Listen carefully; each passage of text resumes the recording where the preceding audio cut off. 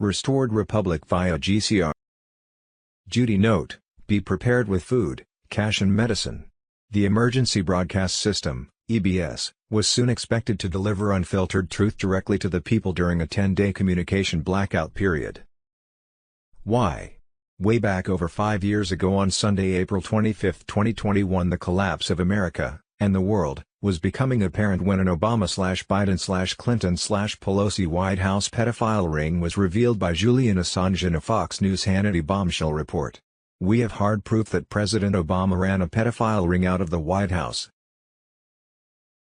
See Global Currency Reset, Friday, June 5, 2026, Power, Lies and Trillions, $65 billion Madoff versus $37 trillion Federal Reserve, the biggest Ponzi scheme in history exposed, Friday, June 5, 2026, Breaking U.S. Debt Clock Nation.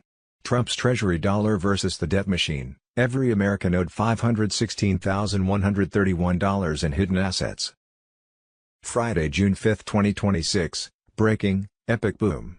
The National Quantum Initiative, XRP, Nesara and Gesara, and QFS 3.0. Thursday, June 4, 2026, Bruce, new rates of all currency to be revalued will show up on the Forex Sun evening June 7, 2026. That will be considered the global currency reset. A source said that everything pops on Monday, June 8, 2026. That could refer to Tier 4B, US, the Internet Group, notification to set appointments and disbursement of tariff dividends, $2,000 to $4,000 a month per citizen for a year. D. Friday, June 5, 2026. Imminent, Tier 4B ISO 20022 on Telegram. What is coming? Worldwide blackout and rolling waves. Not every city at once. It will look random. It is not.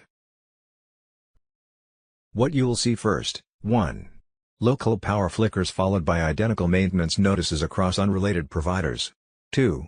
News channels looping the same frame. No live panels. No calends. 3. Payment apps timing out at login, then reopening with a new terms screen. 4. Airport boards that show on time while terminals are held at the gate. 5. A short tone on radio and TV, then a quiet screen. Do not panic. That is the bridge. What IT means: the blackout is the curtain so the crew can change the set. Martial law is the lock so no one runs the old tricks. The arrests are the receipts that everything you suspected was not only real, it was systemic. The currency reset is the power cord finally plugged into the right outlet. Debt freedom is the first breath after years underwater. How to move through IT. Charge devices now. Screenshot critical info. Keep one device in airplane mode. Turn off auto updates after the first tone. You do not need a surprise patch mid-sequence. Cash on hand for 72 hours. Water, light, calm, do not chase rumors. Markers will be simple in public. Markers I will post: market feeds that return data void for more than 6 minutes, government portals that show 888.88 or 0000.00 in place of numbers, the first tribunal docket timestamp. You will know the names: QFS wallet props that pair to biometric identity without SSN, Gesara credits labeled reconciliation or fulfilled. After, when screens return, balances will not look like yesterday. Student debt and revolving credit show closed. Mortgage entries say fulfilled or reconciled. Pension values float to a gold index instead of dollar inflation. You will feel the room change before you understand why. Friday, June 5, 2026. National alert: the great thunderstorm of transformation is here. For your eyes only approved. Emergency broadcast system activated, Tier 4B ISO 20022. Christian B. Wallace on Telegram. Warning: thunderstorm of transformation approaching, EBS blackout imminent, golden age imminent, Nesara/Gesara activation. JFK Jr. and Princess Diana Jr. stand together against a dramatic sky filled with lightning and golden light, representing the dawn of a new era. The image captures what many in the awakening community have long anticipated: the return of beloved figures long thought lost, signaling the final phase of humanity's Great Reset. Key elements in this historic visual: JFK Jr., the son of President John F. Kennedy, who many believe survived the 1999 plane crash and has been working behind the scenes for justice and restoration. Princess Diana Jr., the People's Princess, whose tragic 1997 death sparked endless questions. Her presence here symbolizes compassion, truth, and the fight against elite control. The storm, Symbolic of the Great Thunderstorm, a massive energetic and systemic shift clearing out corruption. Golden light and lightning, representing divine intervention, enlightenment, and the activation of a new financial and societal system free from debt slavery. The message is clear: international alert, JFK Jr. and Princess Diana Jr., Golden Age Protocol activated, the Great Thunderstorm is coming, system reset to freedom, stand by for the Golden Reset. The old system of control is collapsing. A new age of abundance, transparency, and sovereignty is rising. Nesara/Gesara promises debt forgiveness, prosperity for all, and the dismantling of the corrupt financial matrix. The Emergency Broadcast System, EBS, is expected to deliver unfiltered truth directly to the people during the blackout period. What to do now? Stay calm and centered. Prepare for temporary communication disruptions. Focus on love, unity, and inner strength. Guru Information and Intel, Friday, June 5, 2026. The greatest misdirection in military history, John F. Kennedy Jr. on Telegram. You were watching the Middle East. You were watching the 8 p.m. deadline. Exactly as planned. While the world looked at the Strait of Hormuz, the domestic purge accelerated. Look at the ICE arrest data from the last 48 hours. Up 134%. They are not just deporting illegals. They are extracting the deep state's ground operatives. At the exact same time, the UN-redacted Epstein files are being read into the congressional record. The timing is not a coincidence. The ceasefire was a smokescreen. The real war is happening in your backyard. The elites are trapped. The borders are sealed. The flight logs are secured. They cannot walk down the street. Watch the resignations this week. Watch the sudden health issues of high-profile names. Code, Operation Blindspot/Deer4 be active/The Great Purge. The storm didn't pass. It just changed direction. Friday, June 5, 2026. Eyes on Gitmo wartime analysis. Breaking, Gitmo expansion 2026. Trump tribunals launched under Executive Order 14,189, the $500 million expansion, the 47 flights, Wano7 on Telegram.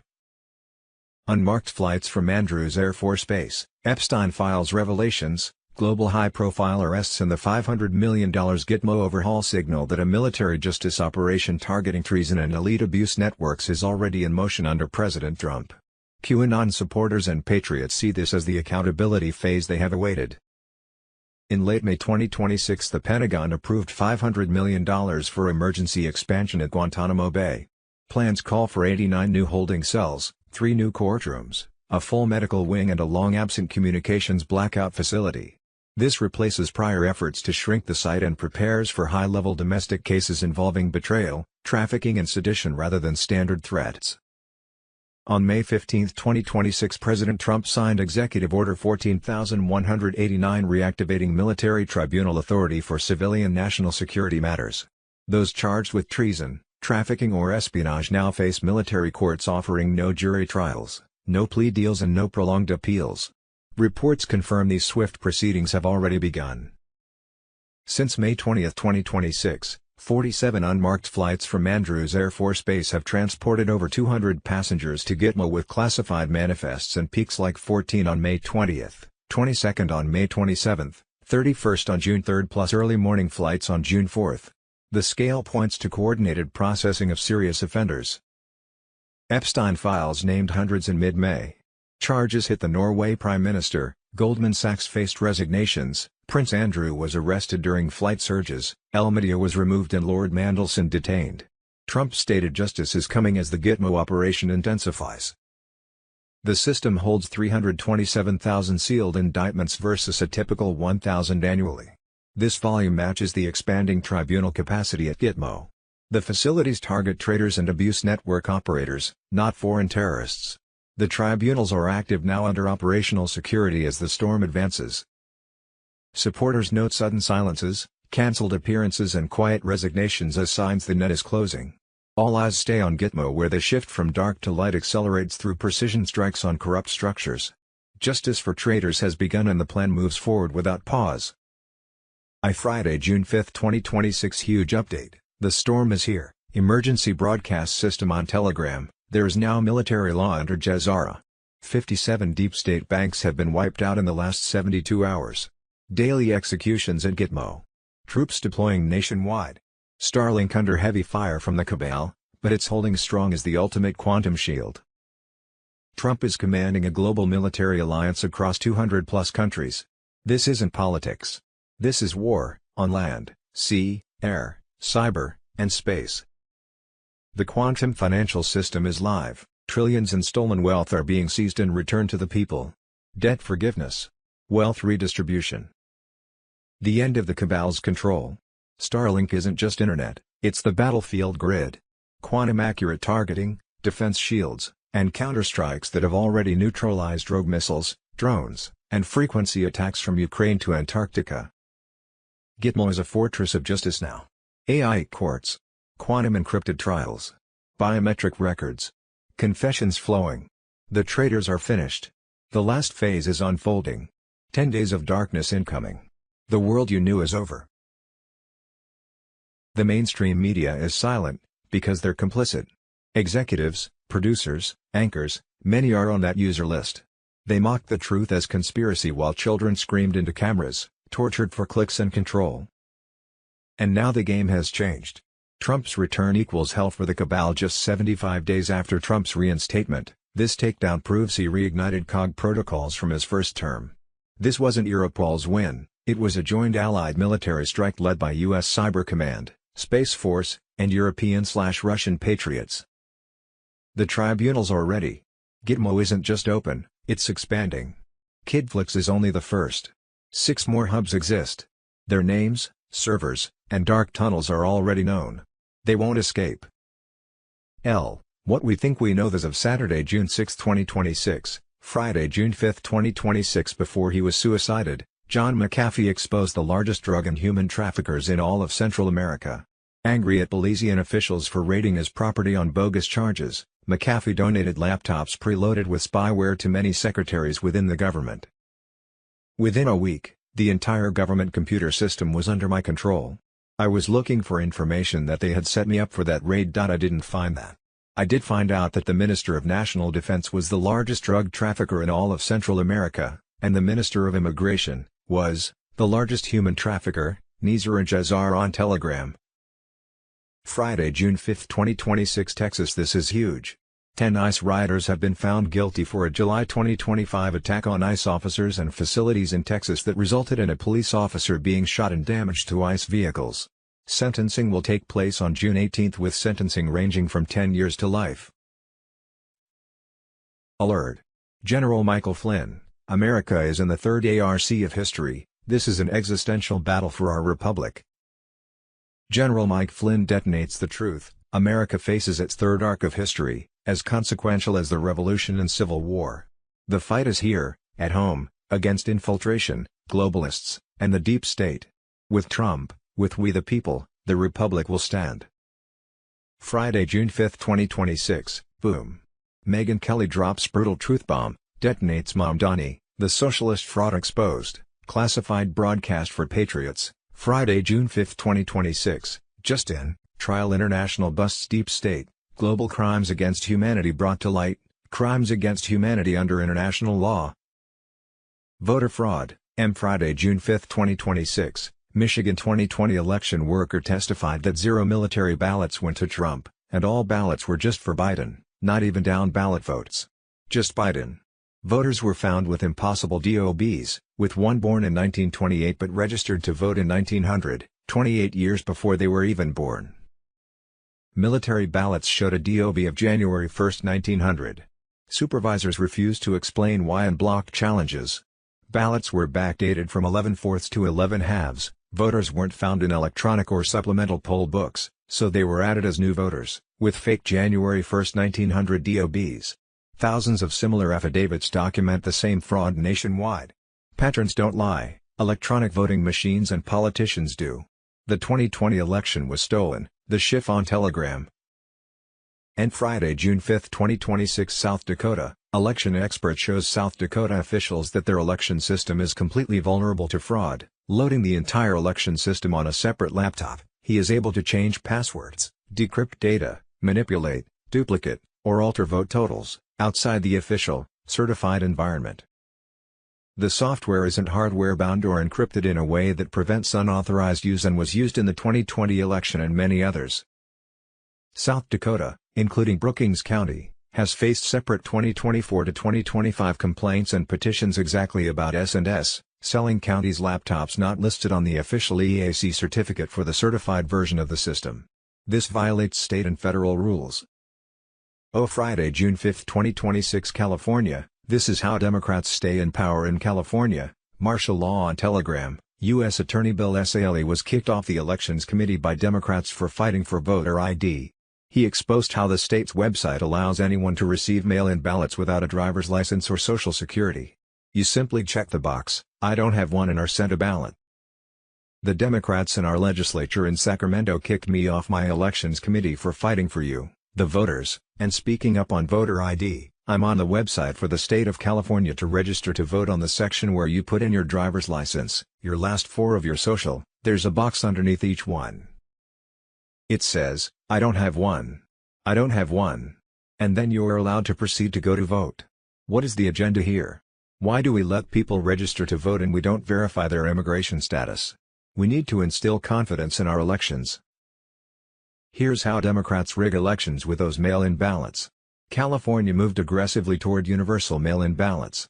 Key steps included, 2016 to 2018, laws like the Voters' Choice Act expanded vote-by-mail options. 2020 plus permanent universal mail-in ballots, every registered voter gets a ballot mailed automatically.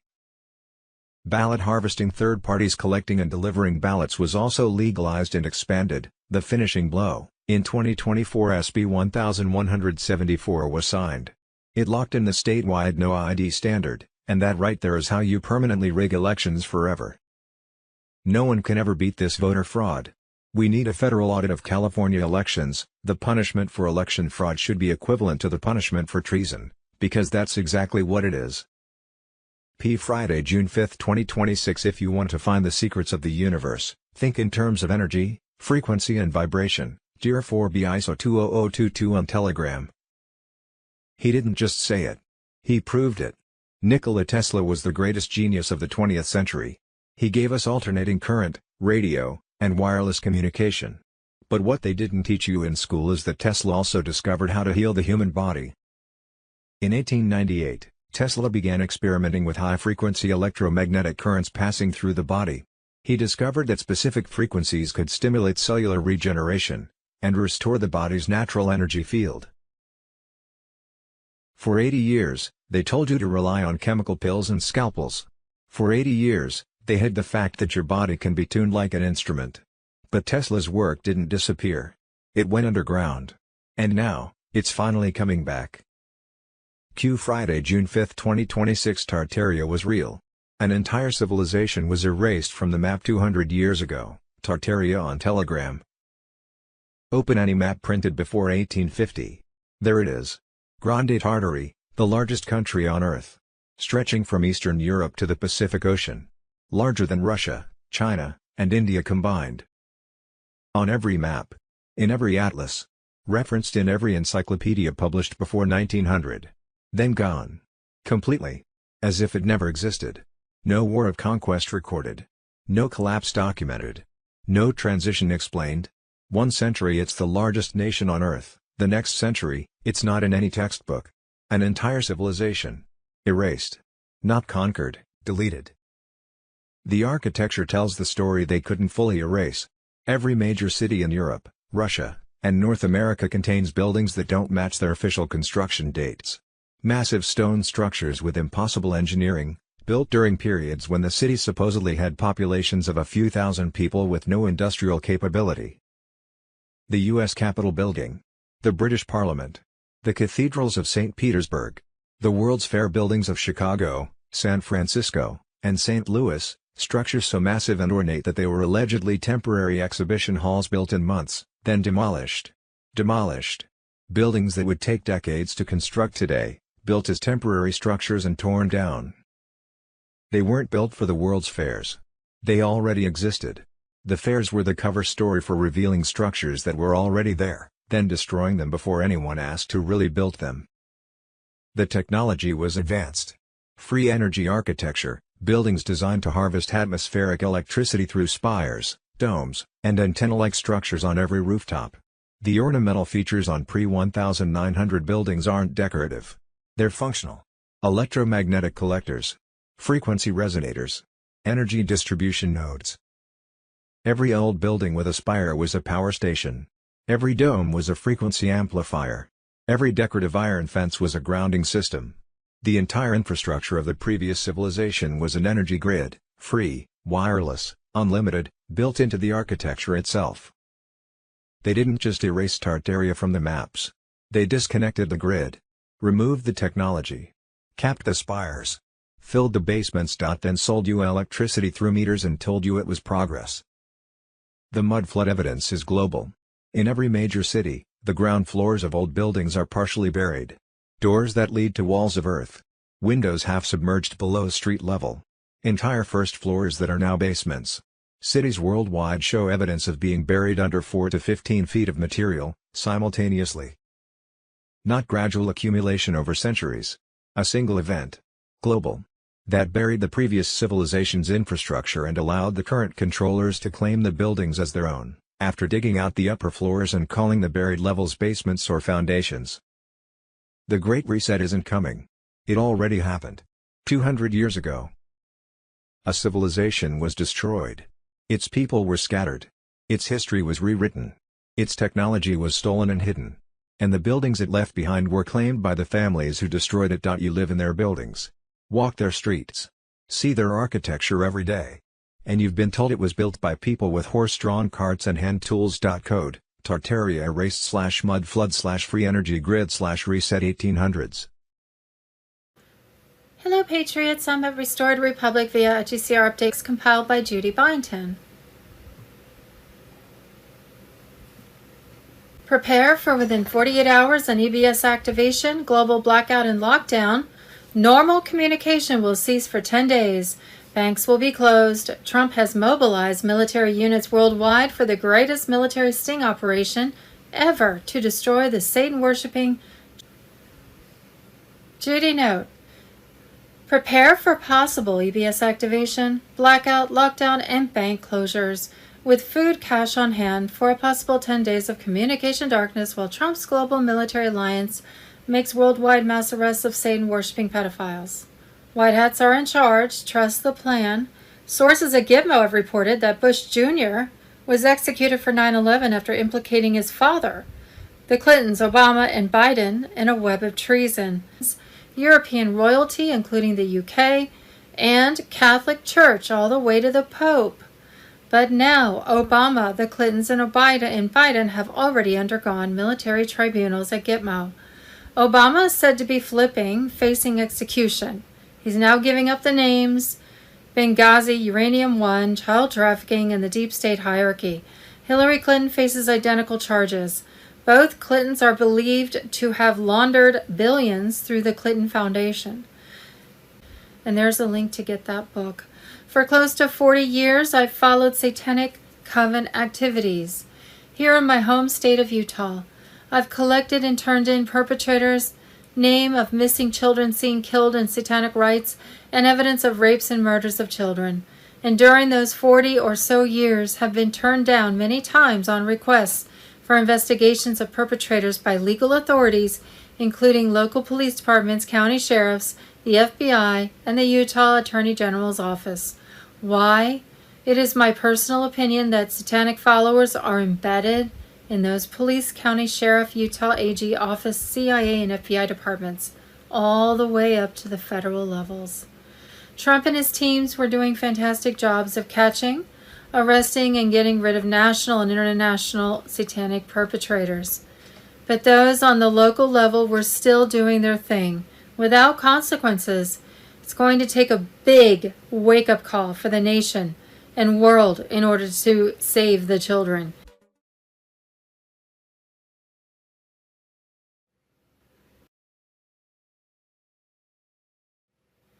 EBS, blackout, martial law, lockdowns. Thursday, June 4th, the storm is upon us. Within the next 48 hours, the 7 trumpets will sound on every phone, tablet, and communication device on Earth. Temporary martial law is now live. White hats in full control. 10 days of communication darkness incoming and internet down and banks offline. But fear not, the military Starlink apps has already been deployed for secure emergency contact. Over 50,000 deep state traders already loaded onto convoys headed to Gitmo's now new expansion wings.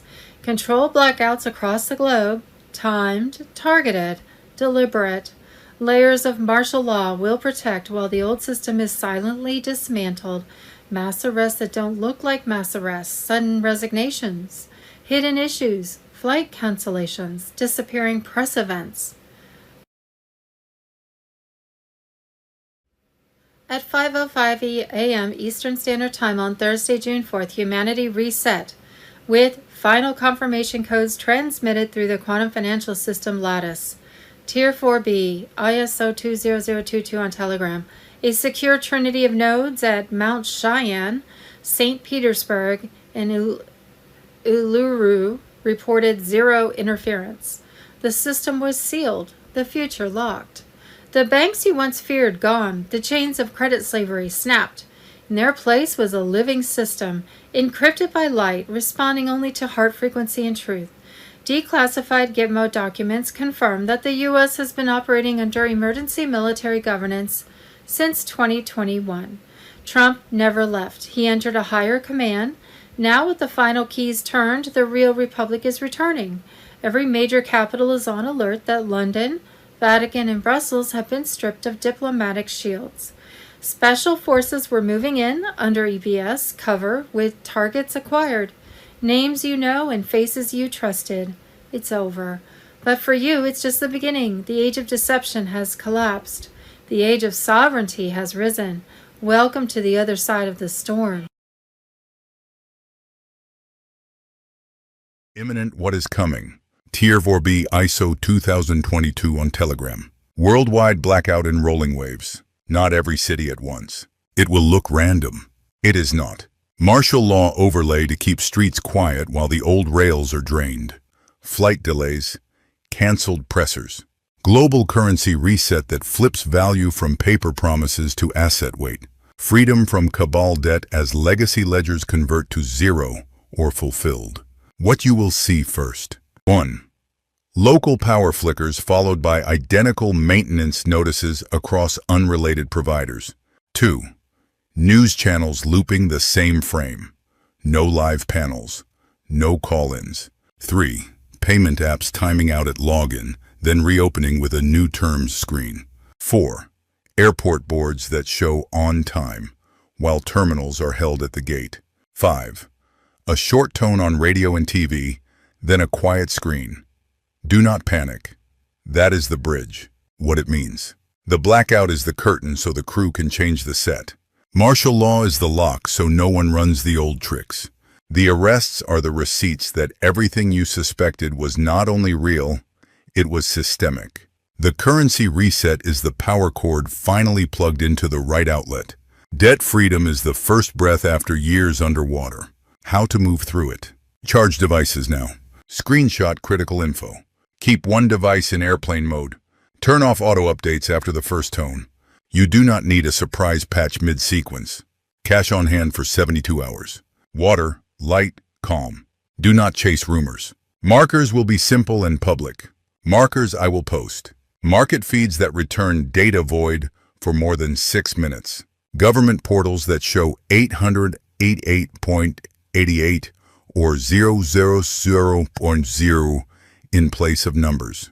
The first tribunal docket timestamp. You will know the names. QFS wallet prompts that pair to biometric identity without SSN. Gesara credits labeled reconciliation or fulfilled. After. When screens return, balances will not look like yesterday. Student debt and revolving credit show closed. Mortgage entries say fulfilled or reconciled. Pension values float to a gold index instead of dollar inflation. You will feel the room change before you understand why. Do not let fear write the story for you. The cabal sold you a lifetime lease on your own future. That contract is about to be void. Stay here. I will call the markers as they land. If this channel goes quiet, it means the broadcast grid has taken custody and the sequence is live. Hold your position. Breathe. Watch the quiet. Global currency reset. Nesara Gesara definition and history. There's a link to Nesara Gesara, United States of America. Thursday, June 4th, gold dethrones the king. ECB confirms barbarous relic has overtaken treasuries as top global reserve asset. Zero hedge. Thursday, June 4th, the big call, Bruce. On Friday, June 5th, the Clarity Act for XRP cryptocurrencies tied to the quantum financial system could be announced as passed. President Trump's face will be on a new $250 U.S. note. All currency to be revalued will show up on the Forex. Sunday evening, June 7th, 2026. That will be considered the global currency reset. A source said that everything pops on Monday, June 8th, 2026. That could refer to Tier 4B, notification to set appointments and disbursement of tariff dividends, $2,000 to $4,000.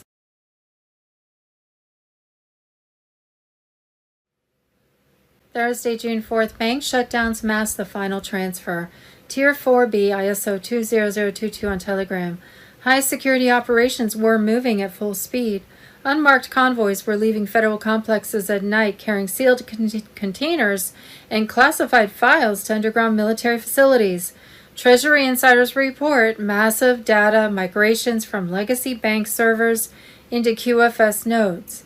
Accounts being reconciled and hidden assets tagged for public release under Nesara Gesara. IRS central databases offline. Teams inside buildings cataloging evidence of tax, fraud, black budgets, and secret slush funds. Every dollar will be tracked and exposed. In several states, federal courtrooms were dark but not empty. Night sessions held under military oversight. Sealed indictments being unsealed and resealed ahead of mass disclosure. QFS test payments already hitting foreign partner banks under shutdown cover.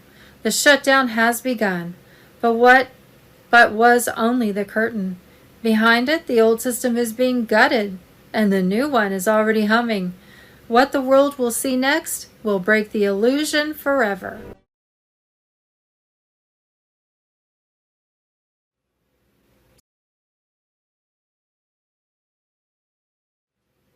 What we think we know is a Friday, June 5th, 2026. Thursday, June 4th, Spain, UK. Tens of thousands of Spanish patriots just stormed the streets, demanding the resignation of socialist left-wing Prime Minister Pedro Sanchez, who has betrayed his people. Sanchez, resignation now. This comes after UK patriots marched to oust Keir Starmer. Take your countries back. Sanchez has been a traitor to his ally. America, time for Spain to wake up. Nesara Gesara on Telegram. And Thursday, June 4th, 2026. This is a prime example of fraud and waste inside California's homeless industrial complex. The state of California bought a hotel for $8 million in 2020, now wants $20 million to fix it. That is $625,000 per homeless person. With 6 years later, nothing to show. Dark to light, now on Telegram.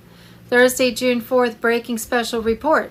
Trump signs powerful executive order to shut down bank accounts used for AMG News. Thursday, June 4th, breaking now. Commander-in-Chief Trump ready to veto war powers resolution if it reaches the Oval Office.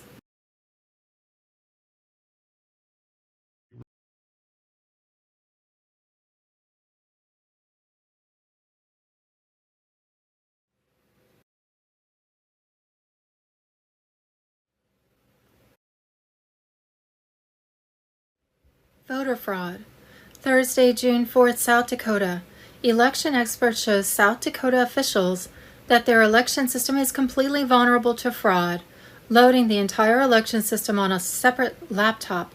He is able to change passwords, decrypt data, manipulate, duplicate, or alter vote totals outside the official certified environment. The software isn't hardware bound or encrypted in a way that prevents unauthorized use and was used in the 2020 election and many others. South Dakota, including Brookings County, has faced separate 2024 to 2025 complaints and petitions exactly about ES&S selling counties laptops not listed on the official EAC certificate for the certified version of the system. This violates state and federal rules.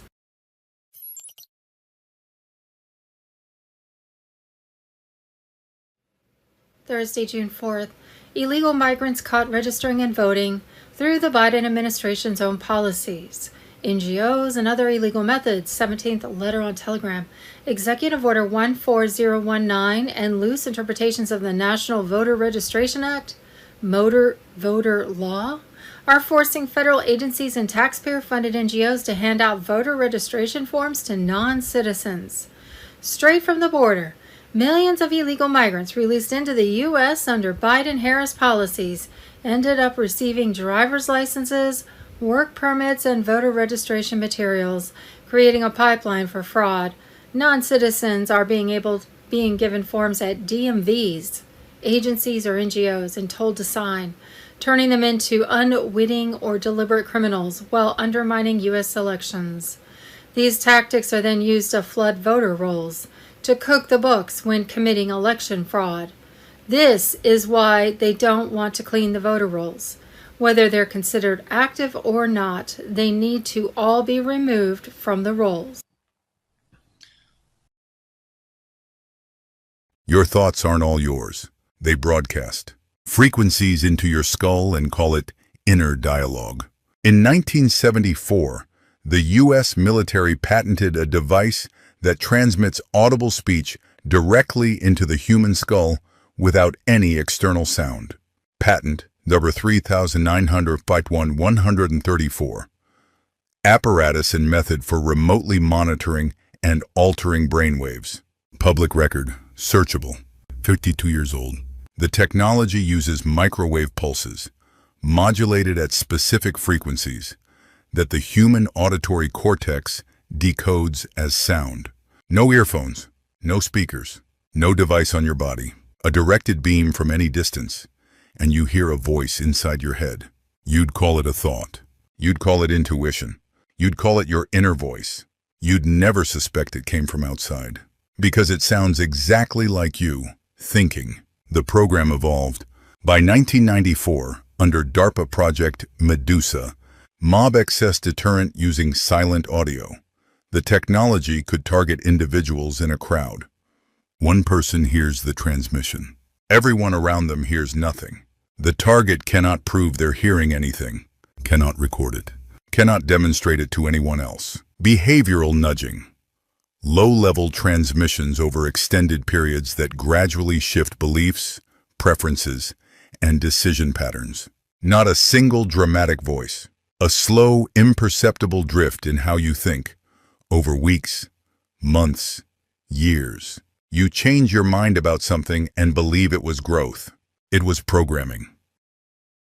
Military-grade firmware that enables targeted neural transmission while preserving civilian communications. The towers still work. Your phone still connects. But the weapon function is being stripped, node by node. Your next random thought might actually be random. For the first time in decades, not every voice in your head is yours. Not every thought you think originated in your brain. The broadcast is ending. The silence that follows will feel like freedom. They patented putting voices in your head in 1974. Public record. And they called the victims crazy. Share this. Mr. Kidpool 17.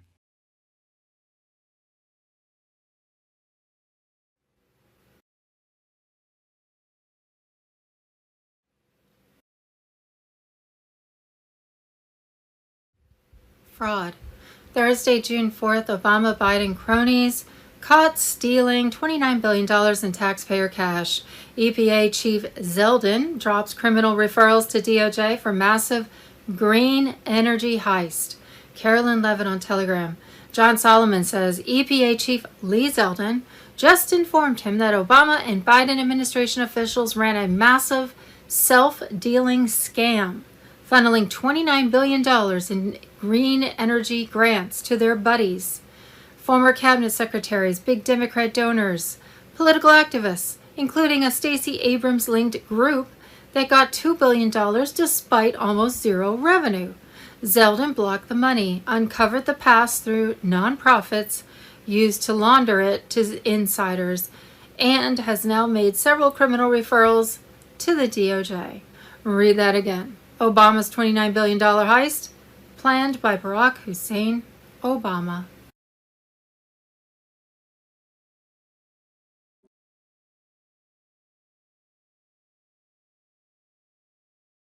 Hello, this is John Michael Chambers. Breaking news and updates with Juan O'Savin and a glimpse into the forecast of what we may see later on in 2026.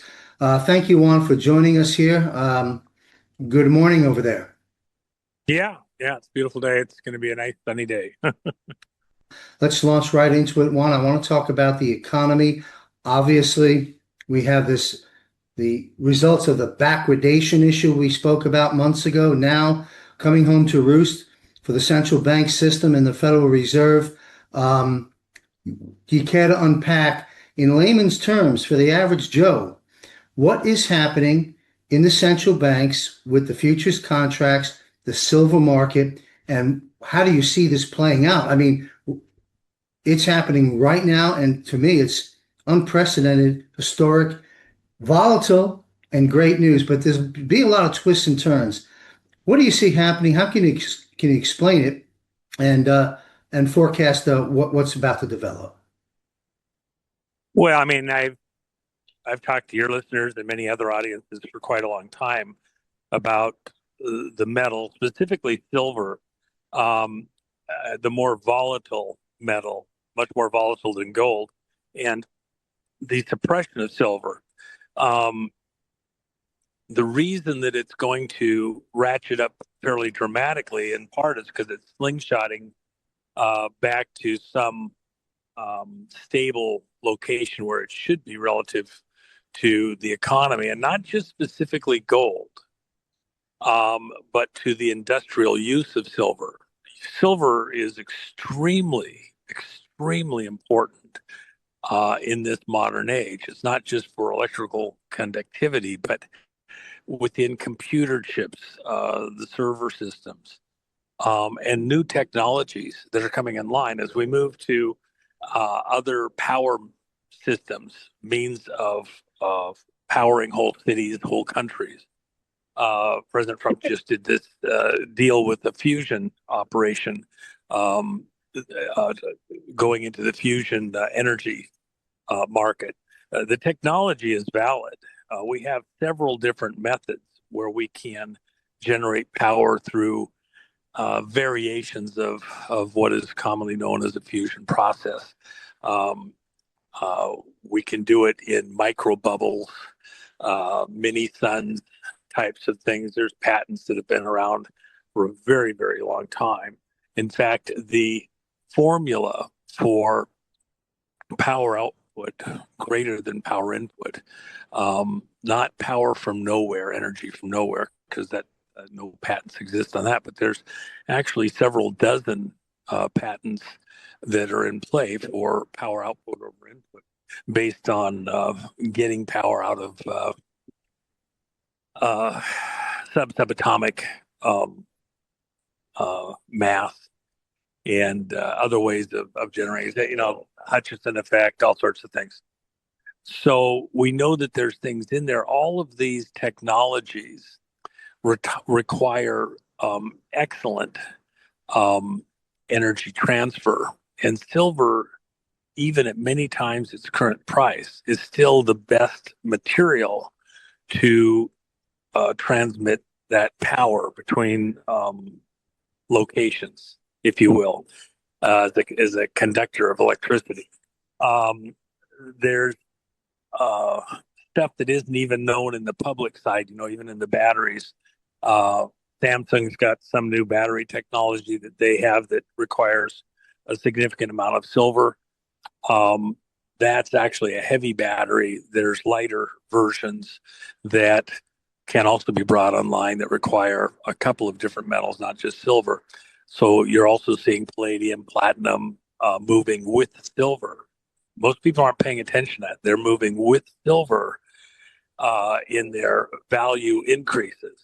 And so there's kind of a broad, change that's occurring right now. One thing, too, just as an aside, when the Great Depression happened in 1929, during the entire next decade, technically even the next 2 decades, the most stable market as a category of business was mining. And so you're looking at a situation where there's a lot of ways to play the silver market, but the most direct is tied even to the Constitution. Only gold and silver are noted in the Constitution for metals to be used as currency, legal tender. And with that in mind, as we go from this Federal Reserve system, this international reserve system, Federal Reserve being no more federal than Federal Express, we're going to go back to a metals-based financial system. And what you're really doing when you're buying silver or gold is you're just getting there before everything else happens to arrive there. So you're jumping ahead to where we're going to end up with real silver, real gold as the material that we conduct our transactions with. And by the way, we'll still use paper currency. We'll still use dots and tittles on a computer screen.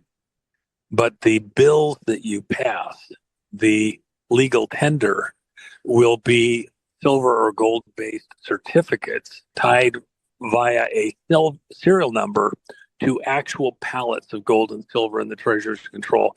This is what Kennedy did with the silver certificates. In many people's estimation, was because he was threatening to overthrow the bankers' control, if you will, globally by returning to metals-backed currency. Had he survived to a second term, that was one of the major pushes that he was going to do. And remember that President Trump, from the outset, has used several cues to help people to see that he intends to pick up where President Kennedy left off. For example, when Melania wore the blue dress on Inauguration Day back in 2017, it notes in her website that the color of blue that the dress was and the color of the boxes of the presents presented to the Obamas at the porch of the White House were Tiffany blue.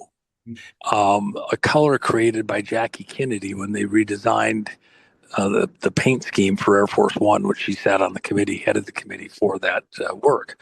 And so Tiffany blue, heralding back to the Kennedys from the very outset. And remember that every dress that she wore was a flag, had symbology within the language of flags. And that's why from the very outset, they were letting you know this is going to be pick up where the Kennedy administration left off, including inside the money. So, Yeah. let me just add this one thing. There's lots of gyrations. Silver did exactly what I told your audience and many other audiences it was going to do over the last several years. In fact, when we introduced the silver coins, the Megador, back in 2023, the date that we offered it first in October happens to be the date that was the turning point, if you look at the graphs, when silver began its march to its current pricing. And, literally called it to the day.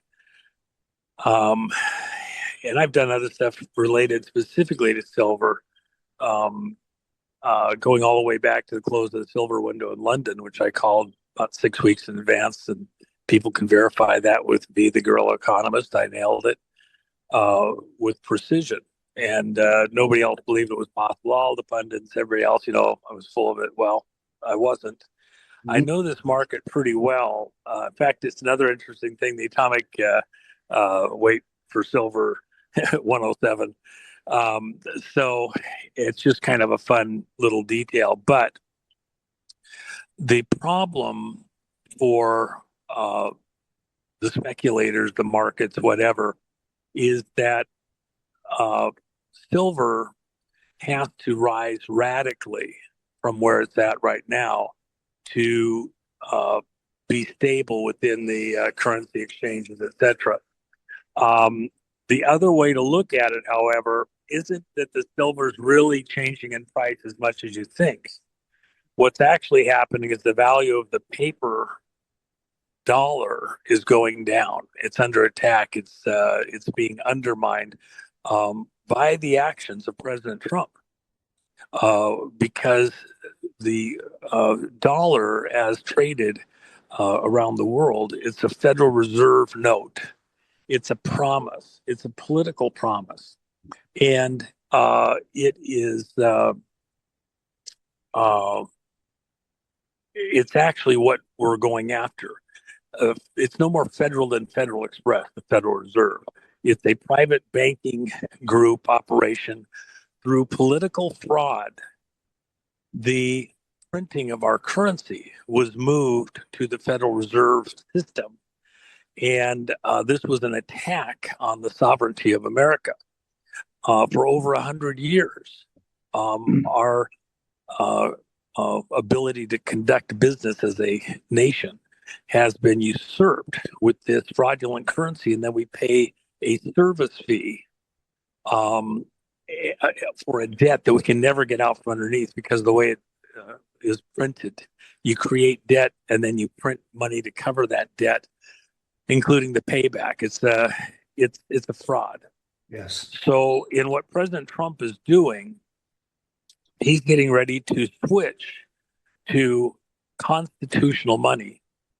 It's one of the two most important things he will do during this time in office, during his entire time in office, is return us to honest money.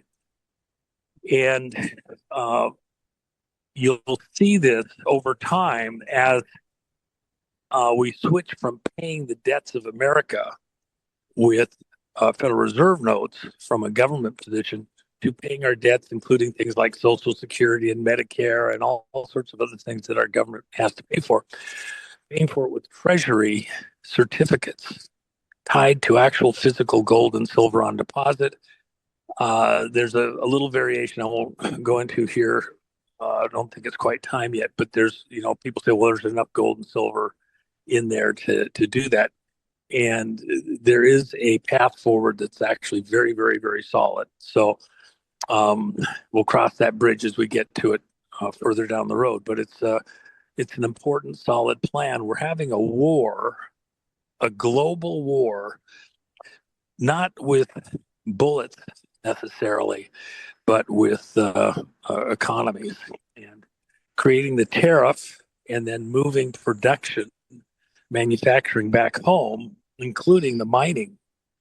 A nation's wealth requires a couple of things. You have to have the raw resources, which we do have plenty of raw resources, including, things like people could be asking about the rare earths and things like that. We got it as much as more than any other country. Plus, we have the ability to extract it much more efficiently and find it in places that other countries think they have some exclusive tap to it. We got it too. We just have the ability to go deeper, wider to get to it in ways that other people may not have even have thought of yet. So you can't count out America and being able to take care of itself. The next thing is, of course, tied to this that Trump is doing, and at some level, you would think it's separate. It's actually tied very, very closely together, the elections. The ability to have honest elections is actually tied very intricately to honest money. And when you have honest elections, you'll get decisions, actions by politicians that are of the people, by the people, for the people. Right now, you have people in office who are not actually interested in the welfare of America. They're interested in lining their own pockets and various other alliances that they may be involved in. And so by switching and getting back to people that actually represent the population, the person that you voted gets into office and does what you want and are asking him to do. That's very different than what we have right now. So those are the two most important things: honest elections and honest money. That's what President Trump intends to take when he leaves this world, stands before God Almighty in heaven, great white throne judgment. I did what I was supposed to do. The most important thing, I returned honest weights and measures to the way that the people of America are governed and ruled. Beautiful. Thank you, Juan. And those want to look into what Juan's talking about, JFK, that's Executive Order 11110 on restoring the silver certificates. Elon Musk is on record very recently echoing the sentiments, as you've stated, Juan, the importance of silver in industrial usage, especially with the robotics and technology, and a bit of a concern of the shortage of it. Looks like the handcuffs of coming off the central bank manipulation of the futures contracts, sending silver through the moon, or as you stated, getting more bang for the dollar. But I want to talk about elections, but before we do, a couple of quick things. And we can be brief on this. You've covered it before, but we have a lot of gyrations, a lot of things moving around. Hopefully you're still with us in the global financial reset. You talked about the bond implosion emanating from Japan, hitting LA and New York hard in the municipal bond market. Talk about briefly where we're at in the overall bond situation beyond municipals. Is this crisis still here? Will it deepen as you forecasted a while back? Any comments on the bond issue? Well, municipal is actually, there's so many of them, it's a big deal just by number, but the real weight is into, the school bonds, the various other types. You have water districts, you have electrical districts, you have road districts, all sorts of development, stadiums, all sorts of things. The bond issue is this hidden monster. It's 1,000 landmines in a very tiny area tied to property tax. And as that starts to come unraveled, the effect into the country is just going to be stunning, into the financial markets. Jamie Dimon, he's talked about the fact that over at Chase that, years, nobody knows there's the bomb unravel. Well, you're not talking about the collapse of, say, New York, like we had in the early 70s. You're talking about LA, California, Chicago. Chicago's already started running into trouble right now, too. By the way, even going to Colorado, I'll throw this one in. A lot of the related to Governor Polis danger over his exposure of his history in the public bond stuff.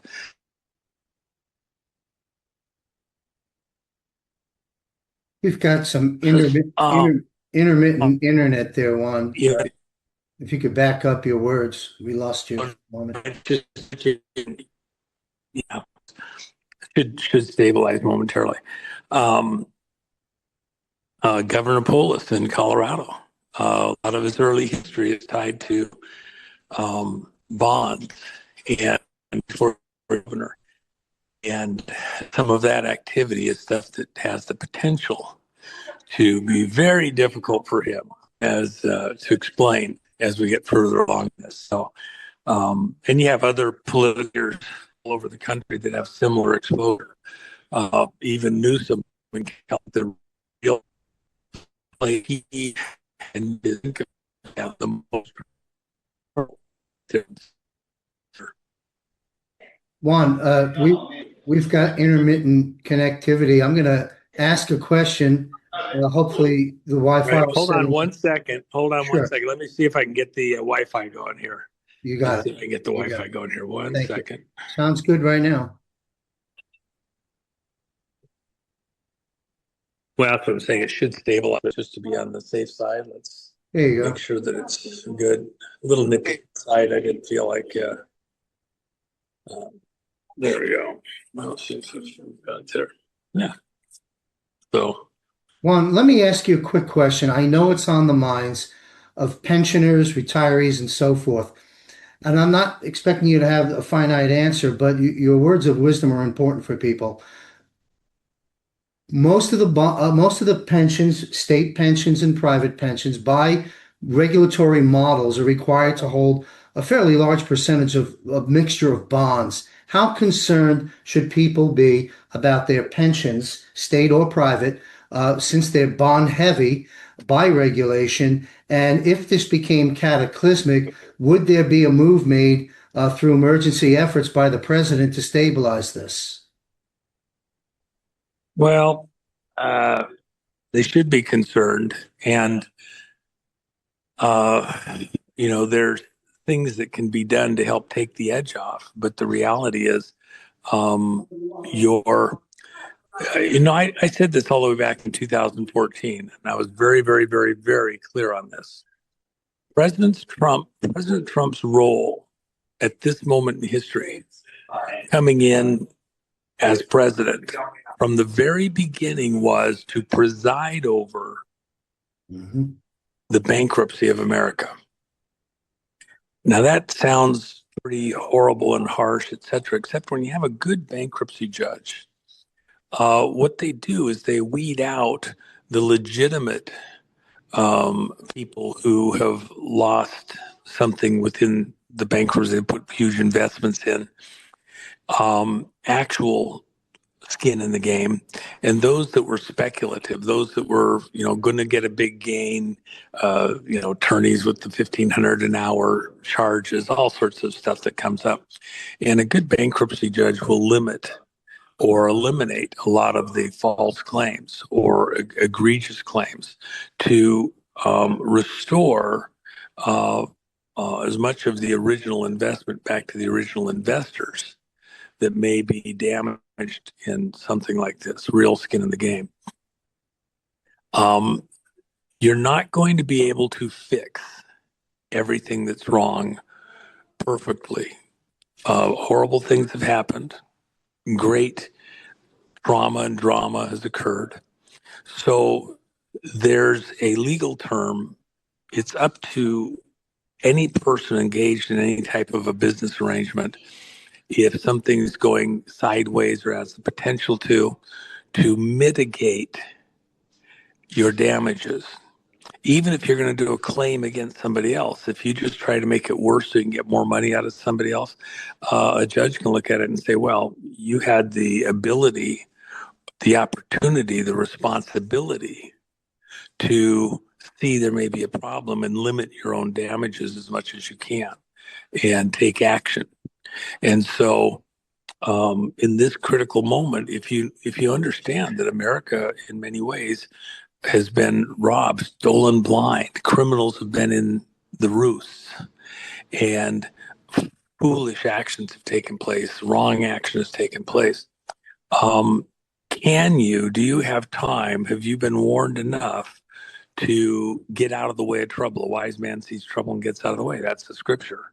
Yes. Are you taking active action to mitigate the damages? And by the way, so you get something down the road 10, 15, 20 years from now, you're long gone. Does it get to the kids? Does it get to them completely?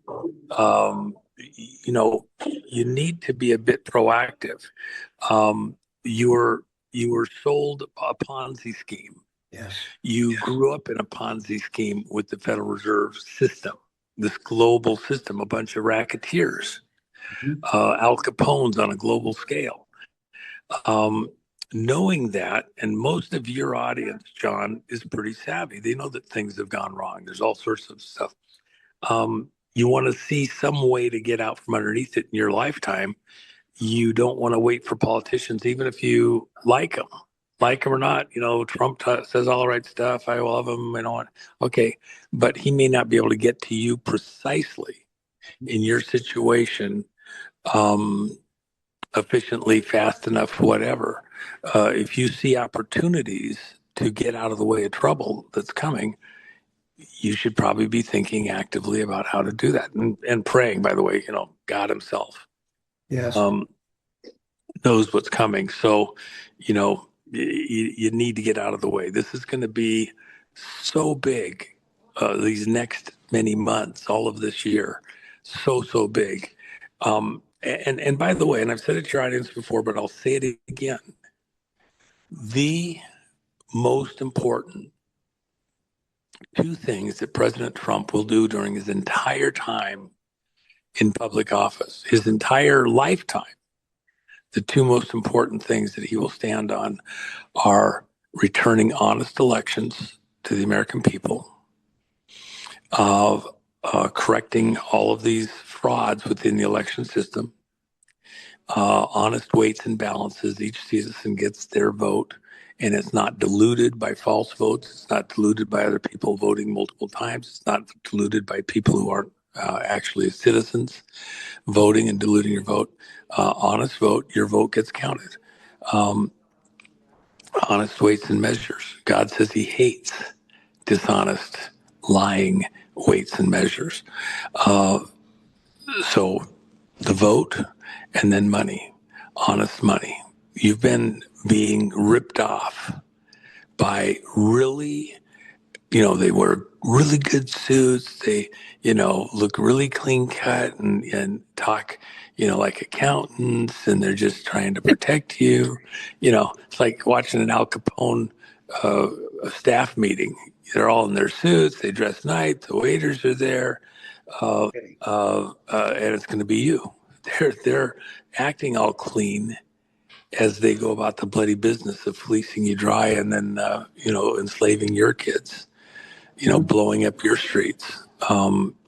We have to understand the kind of a mentality that we're dealing with, and then take action to protect ourselves and take our country back. And that's exactly what Trump is here to do. And by the way, if Trump, some people don't like, it's part of the Trump derangement syndrome. They don't like that President Trump is at times a bit harsh or snarly. If he was not that kind of a personality, that New York businessman, able to be nice, cordial, he enjoys people. That's why he can run hotels. He can do golf courses. He enjoys people. They enjoy him. But he can also be extremely direct, rigid, harsh as needed, or he'd never have made it through the business environment in New York. And so the very things that some people may find an affront is exactly the reason why he's who he is in the game at this exact moment in time. So anyway. Well, God doesn't make mistakes, and we put the president there as well, and he's getting the job done. Juan, we've commented on the gold and silver. We touched on the bonds. Two last questions on the economy, and we'll switch into the elections. Stocks. Do you believe there's going to be a controlled demolition of the stocks? Will it self-implode Oh, upon no. itself? No, What's going to no. happen? I've Yes, go said ahead. that so many times. Go ahead. The reality is that, remember what the stocks are denominated in. They're denominated in Federal Reserve notes.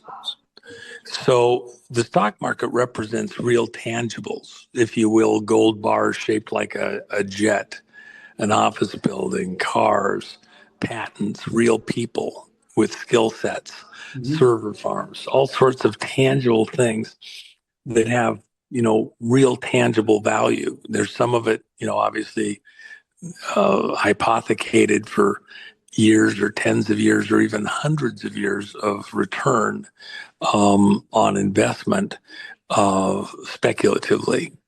And so that's real, but the payoff is in Federal Reserve notes, at least for Americans. And so when you're investing in there, if part of what's going on, say, with silver and gold, isn't that silver and gold are going up, although in silver's case, it's because there's an industrial side of the application that's added in, it's getting used up. Whereas gold is kind of a storehouse of wealth.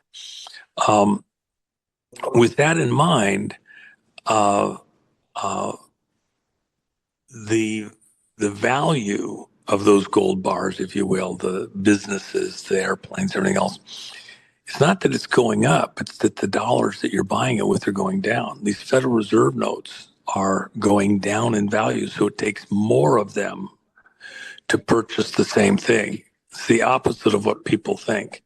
And then you have to service, pay taxes. There's a dialed in inflation number. There's all sorts of things that affect the value of those Federal Reserve notes as you trade them. Mm-hmm. So you're watching not the markets going into free fall, but the dollars that you pay into the markets and that you get back. And so you could see the market go to 60,000, which I expect it to do. Wow. In not too distant future.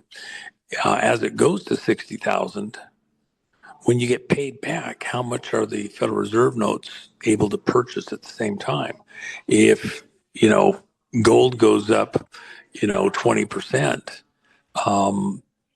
silver goes up, 50% or 100%, was the better trade in the markets? Or was it in the gold or silver? Now, here's another thing you have to keep in mind. Most of the really big winners that are traders in the market right now, they either have their own businesses that they're tied to, and so they're seeing stock prices move because they make money on the move of the stock price in their own wealth. But also,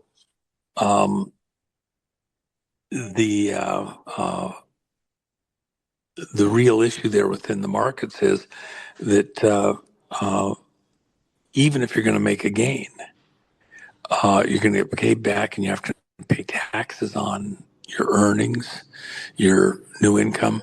If it goes to 60,000, let's say the market goes to 60,000 this year, but the dollar goes down by just 10%. By the time you pay taxes, you take the risk within the trades, you pay the brokerage fees, everything else. Chances are that you probably don't actually make any money in the markets. With the gold and silver in a ratcheting up situation, you probably sleep at night. It's a tangible. You don't trade it every day. You just hold it. You're waiting for the markets to restabilize again. And that probably, in a perfect world, you're a year from that happening. Maybe a little bit more. Thanks. And by the way, if you're holding gold or silver, the objective here is not to hold it, for the next couple decades. Right. That gold and silver are horrible investments to have and hold. What you're doing is you're getting a seat in this game of musical chairs, so that when the music starts again on the far side of a lot of these dramas coming up on the election next year, and then the months following the election, as things find a new stable norm within the business community and political things like that, you can be part of the rebuilding of America, investing in things that have real value and doing it not with Federal Reserve notes, but hopefully with Treasury certificates that have real value, that hold their value. And by the way, if you were holding, let's say that we had silver certificates today, which we don't yet. But if we had silver certificates like Kennedy had issued, if gold or silver go up, are you losing money because you're holding money cash in the bank? No, you've got real value. The crisis right now is for people that are holding cash in the bank, is the threat to the purchase value, purchase capability of those dollars if it's declining in purchase capability. That's where your real risk is. Yeah, so the elephant in the room is the US dollar. I want to close out the economy section with one or two questions about that. It would seem to me from some research that I've been doing, with the backwardation, the banks caught without the silver to back the liquidity that they need as their futures contracts come due. I understand they go into the Fed window and perhaps IMF or SDRs, I'm not sure, but they need 17 billion right now, immediately, and all the Fed's going to do is do what? Oh no, Print yeah. money. Actually, let's that's old history.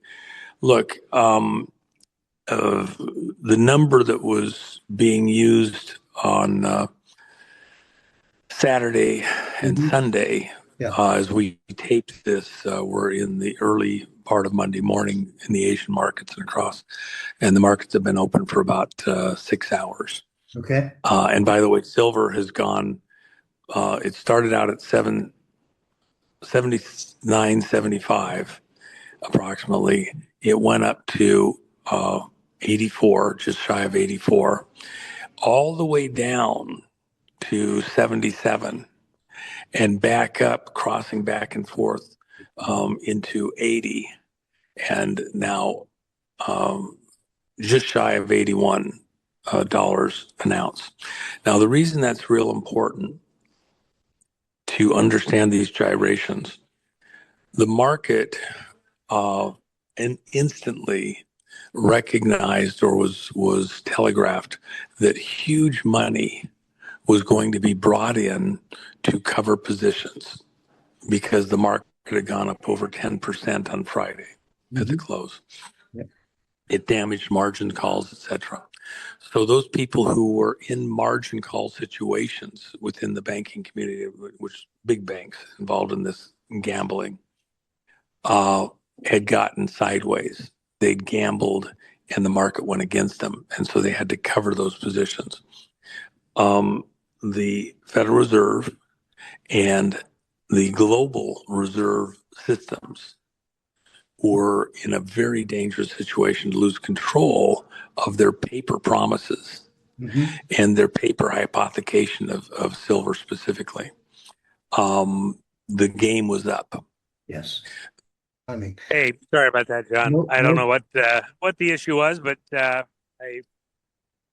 no moved problem. to a different location and back at it. So, Thank you. Let me conclude the economy. I had a very specific question that I think is important. The elephant in the room during your discussion on the economy has all been circling around the value and the situation of the US dollar. My two-part question is, if the Federal Reserve, as we speak, is dumping that liquidity in to bail themselves out, maybe using the wrong terms, but that's what would happen.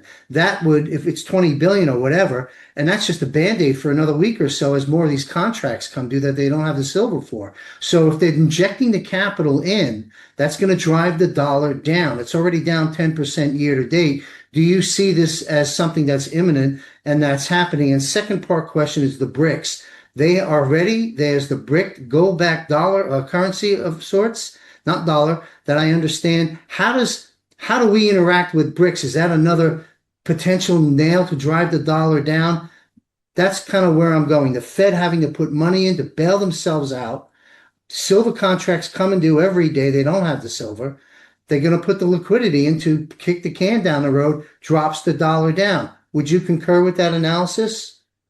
well, that's the whole point. You're pumping, you're creating dollars, inflating the amount of dollars in existence to cover a position.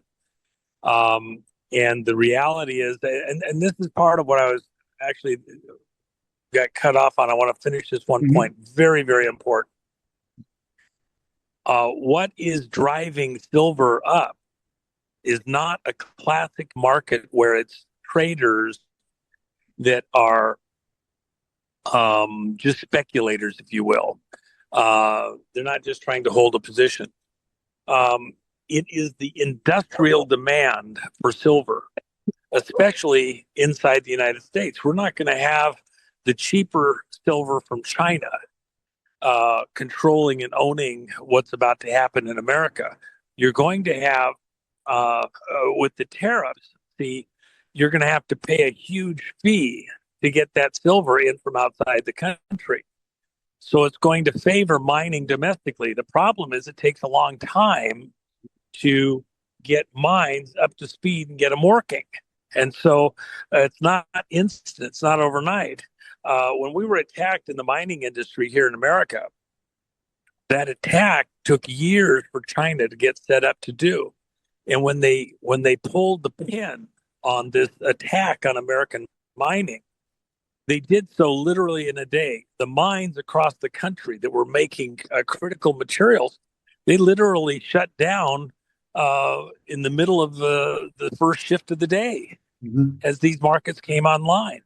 And I have firsthand experience with that and know what transpired in those. So as we come back to sort things out and get back up to speed with mining in America, it's going to take some time. It's not instantaneous. These prices are here for quite a while. And the value of the existing silver, most of the silver coming online is incidental.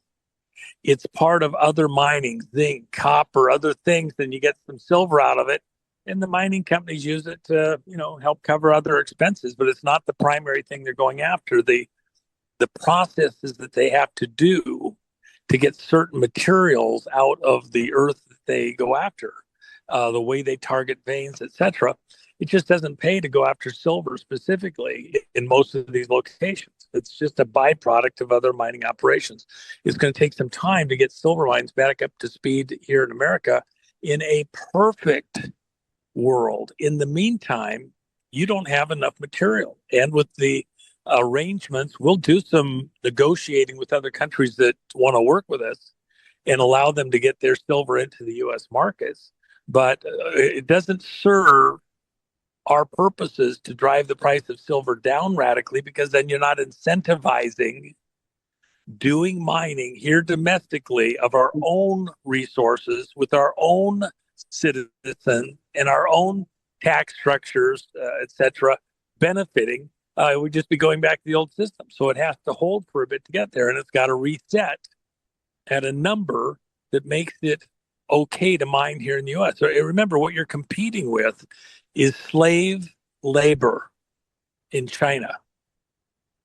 Within the mining, slave labor across the world where they're getting their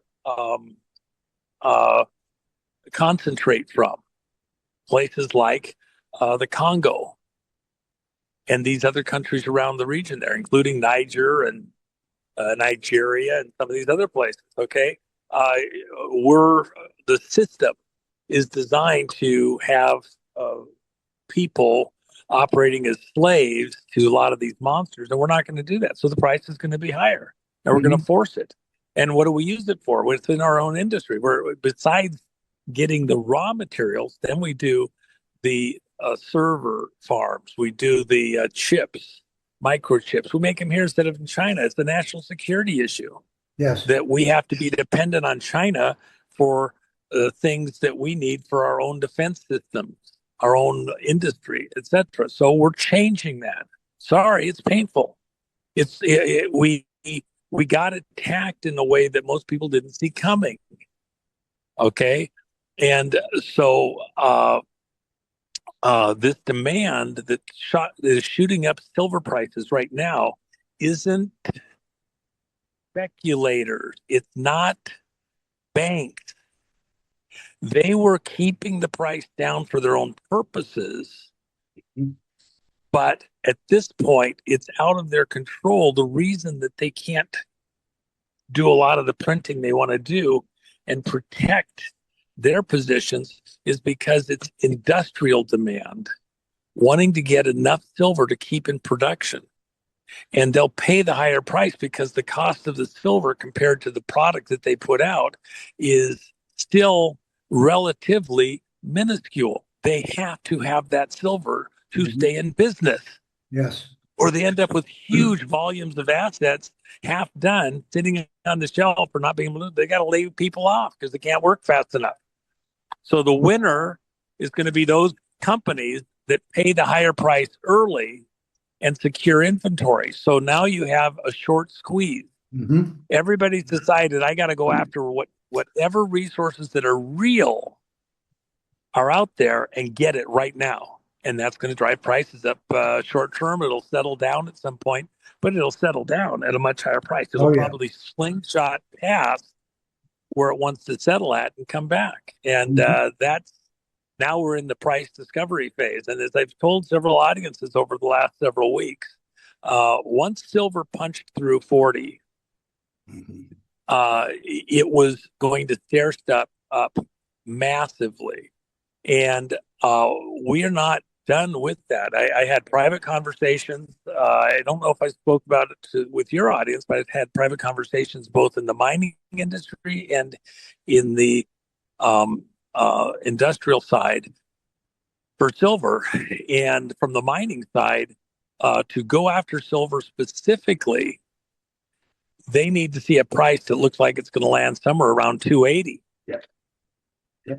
And that's like a shock if you're coming at it from a banker or a normal speculative side. But you think about it, you got to make investments in machinery, equipment, training for miners, and you got to get through the permit process. Even if you have permits in place, they're going to come back and scrutinize every last one of them again before you actually go into production. And there's all sorts of things. Even when you got permits, suddenly you get ready to actually go do business, and somebody shows up with a lawsuit. Well, you can't do this, you can't do that. It's very risky stuff. So they got to have enough of a return and a long enough window that they're convinced it's going to be there to go do it. And by the way, for a lot of one of the very first things the guy said, well, we got Trump right now, but what do we have in 3 or 4 years? And will they just go back to some of the stuff that we're ending up with environmentally? We spend all this money and get the football pulled away. I'm not doing it. We're making money here. We're making money in this other stuff. I'm not doing it. And I'm not doing it here in the United States. So you have to get past those. Trump is going to incentivize people with huge amounts of money to go for it, dig in, change the laws, which he's already done, to favor them. But it's a process to get there with a lot of risk. So he's got a situation. We have a situation where there's many a drop was spilt between the cup and the lip, right?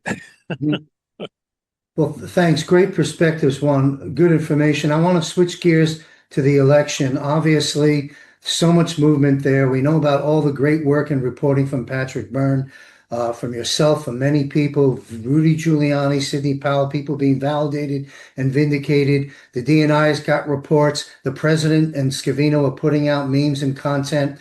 Give us an update on election reform. What do you see potentially happening at the midterms?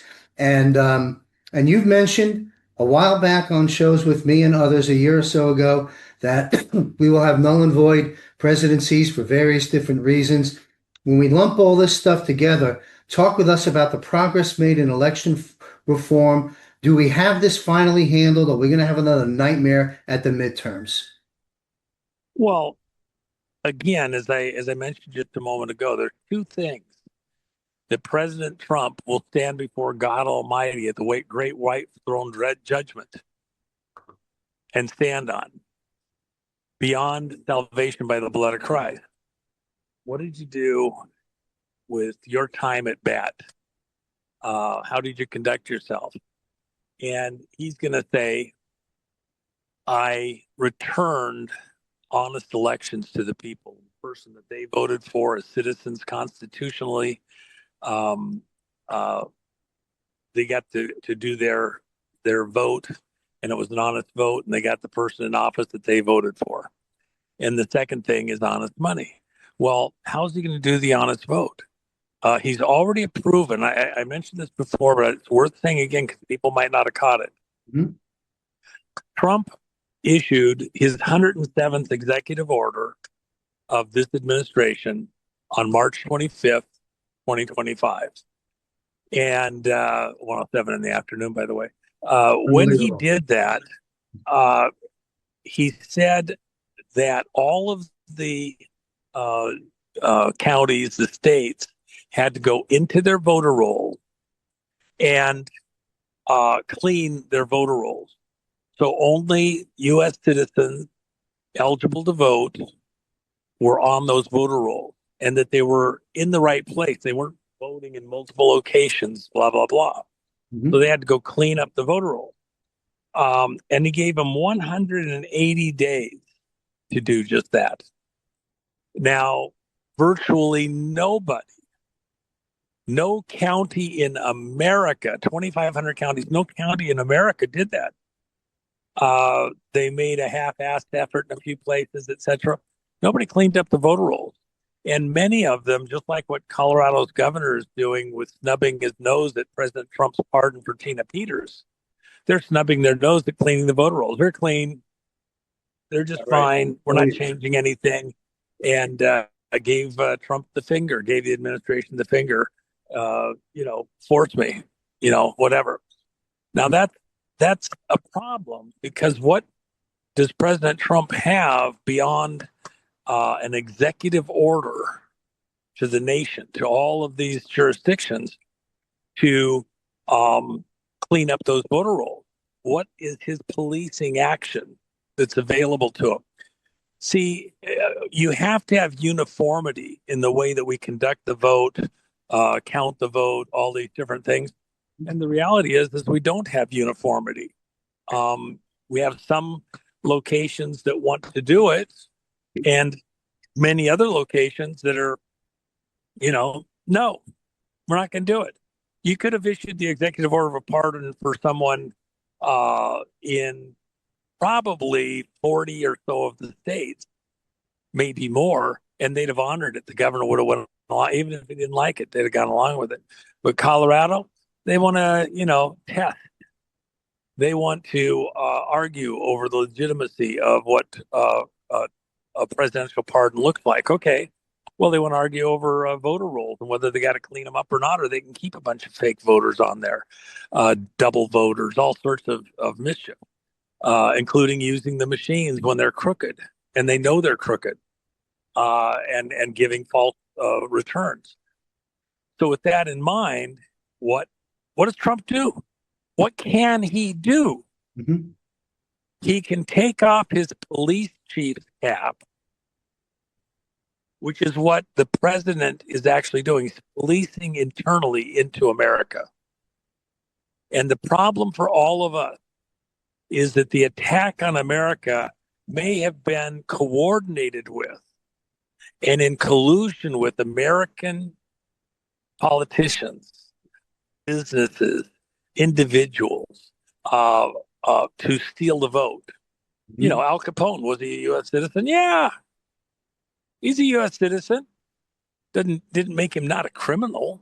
We got a lot of politicians here in America in high office, and they're a bunch of criminals. Yep. Okay, they're American citizens, but they got their own objectives, plans, whatever they're going to protect. So now, what does Trump have available to him? Well, the attack on the vote actually started from outside the country, and that's the information that Patrick, many others have been giving to the American people all the way back to 2020. The attack was in the machine systems used across the country. That's what Tina Peters documented exclusively. That's why they have to attack her so hard. She documented the steal of the 2020 election through the machines. And so it's an attack on America that originated in that specific case that came from Serbia. But it was with Venezuelans, Cubans, Chinese, and other business people, globalista, if you will, working together to steal the vote in America. Why? Because it favors their purposes, gave them, advantage in the political, business, monetary, everything community, including to eliminate large portions of populations across the world that they don't want around, in various ways. So with that in mind, there's a moment where President Trump, and we're being prepared for that moment. We're staging and getting ready for it. You don't do this on a dime. There's so much in place, so much at stake. We're about to see President Trump make the most important move of his entire life in this world. And that will be issuing an emergency order, national security directive regarding elections and how they're conducted, and taking control of the electoral process, not wearing the police chief's cap, but wearing the commander-in-chief's hat, because we were attacked. This is a coordinated, highly sophisticated effort to capture America, and we're on captured territory right now. That's why at a couple of the rallies, Trump had a flag that was in the background when he came on and off stage, and that flag had the stars blacked out. In the language of flags, what does that mean? It means you're to all the troops, you're on occupied ground. Don't trust anyone you see as being who they represent themselves to be, including if they're wearing your own uniform. Don't trust, verify. Not trust, but verify. Don't trust, verify before you trust. We are in occupied ground. This is a military action now. So when he declares this national emergency regarding elections, then what happens is all those counties that didn't clean up their voter rolls, he now orders that from a military perspective, everybody cleans your stuff up. And how are you going to do it? You're going to re-register every last voter, period, using government issued ID. They will sign a voter registration card in front of a clerk in person at the county where they claim to reside, verify an address. Then they'll be assigned to a precinct. They'll sign on their voter registration card in person. It will be observed by a county clerk, employee in the county clerk's office. All of them are notaries and notarized and stamped. Your voter registration card will be a notarized card. Everything you say on there said under oath, okay? And then stamped. If you're lying, or if you go try to do it multiple times or any kind of mischief, and you get caught, mandatory sentencing, federal guidelines, you'll probably go to jail for 10 years. And it won't be negotiable because you're a nice lady, you're a little old grandma, you got kids, you're on drugs at the time, whatever. You're going to get it sentenced to a mandatory minimum. And that's your sentence. Excellent. So it's going to be to stop this mischief that's been going on. That's why 2026, and I've even said it, it's a short window to get everything done. It could even be because of events that happen over the course of the year. I don't expect it to happen, but it's within the realm of possibility that you would even have to delay the election date by some period of months to make sure that everybody has a chance to vote. And if we have the right kind, wrong kind of drama over the course of this year, and campaigning can't happen correctly, that somehow you would have to have some type of a delay. But we're going to get an honest election. It's the core of everything about Trump, and it's the prelude to the next presidential election. You've got to get this one right in 2026. All those people thinking the Democrats are going to win, no. When you get an honest election, this bullshit, these riffraff getting into these positions, and you go, how in the world could that have happened? Well, it didn't happen honestly. Right. And that's going to stop. When you stop that, you're going to get real Americans getting real candidates that look like Americana, the true Americana, into office. And places, Newsom lost the campaign for him to be recalled. The votes in Hawaii. Hawaii is a red state, and you got a bunch of people in it that don't represent the Hawaiian people, Hawaiian citizens. We have that all across the country. I don't think Colorado is represented by the voters. The people in office don't actually represent the voters of Colorado because of fraud. So we'll find out, but it's going to be done under the commander-in-chief's hat, not under a police chief's hat. Great segment, Juan. Thank you very much. I want to coattail into Tina Peters and then wrap up with a final address. Tina Peters, what is I think the American people and certainly my audience understands the plight of Tina from beginning to present. Can you give us an update on where the Tina Peters situation sits and when will she be free? It's painful.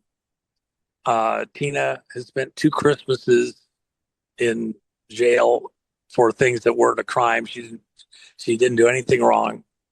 She's a heroine, you know, maybe the greatest female heroine in modern history for America. Um, uh, Her health is on the line, and yet Trump, he issued a presidential pardon. Is there other stuff he could do? He knows that there is some things that he can do, but they are extremely disruptive. Is he looking at timing? Yeah, he is. And what kind of timing would that be? Is it months till Tina's free? Let me just tell you that Trump cannot allow that a governor acts and can sustain the seditious behavior and actions that Polis is doing. It's divisive within the Union of States, and the law doesn't support Polis. There is no precedent anywhere in U.S. jurisprudence to defy a presidential pardon. It's never happened. No presidential pardon has ever been reversed. They're just states' rights, blah blah blah. No, not in this context.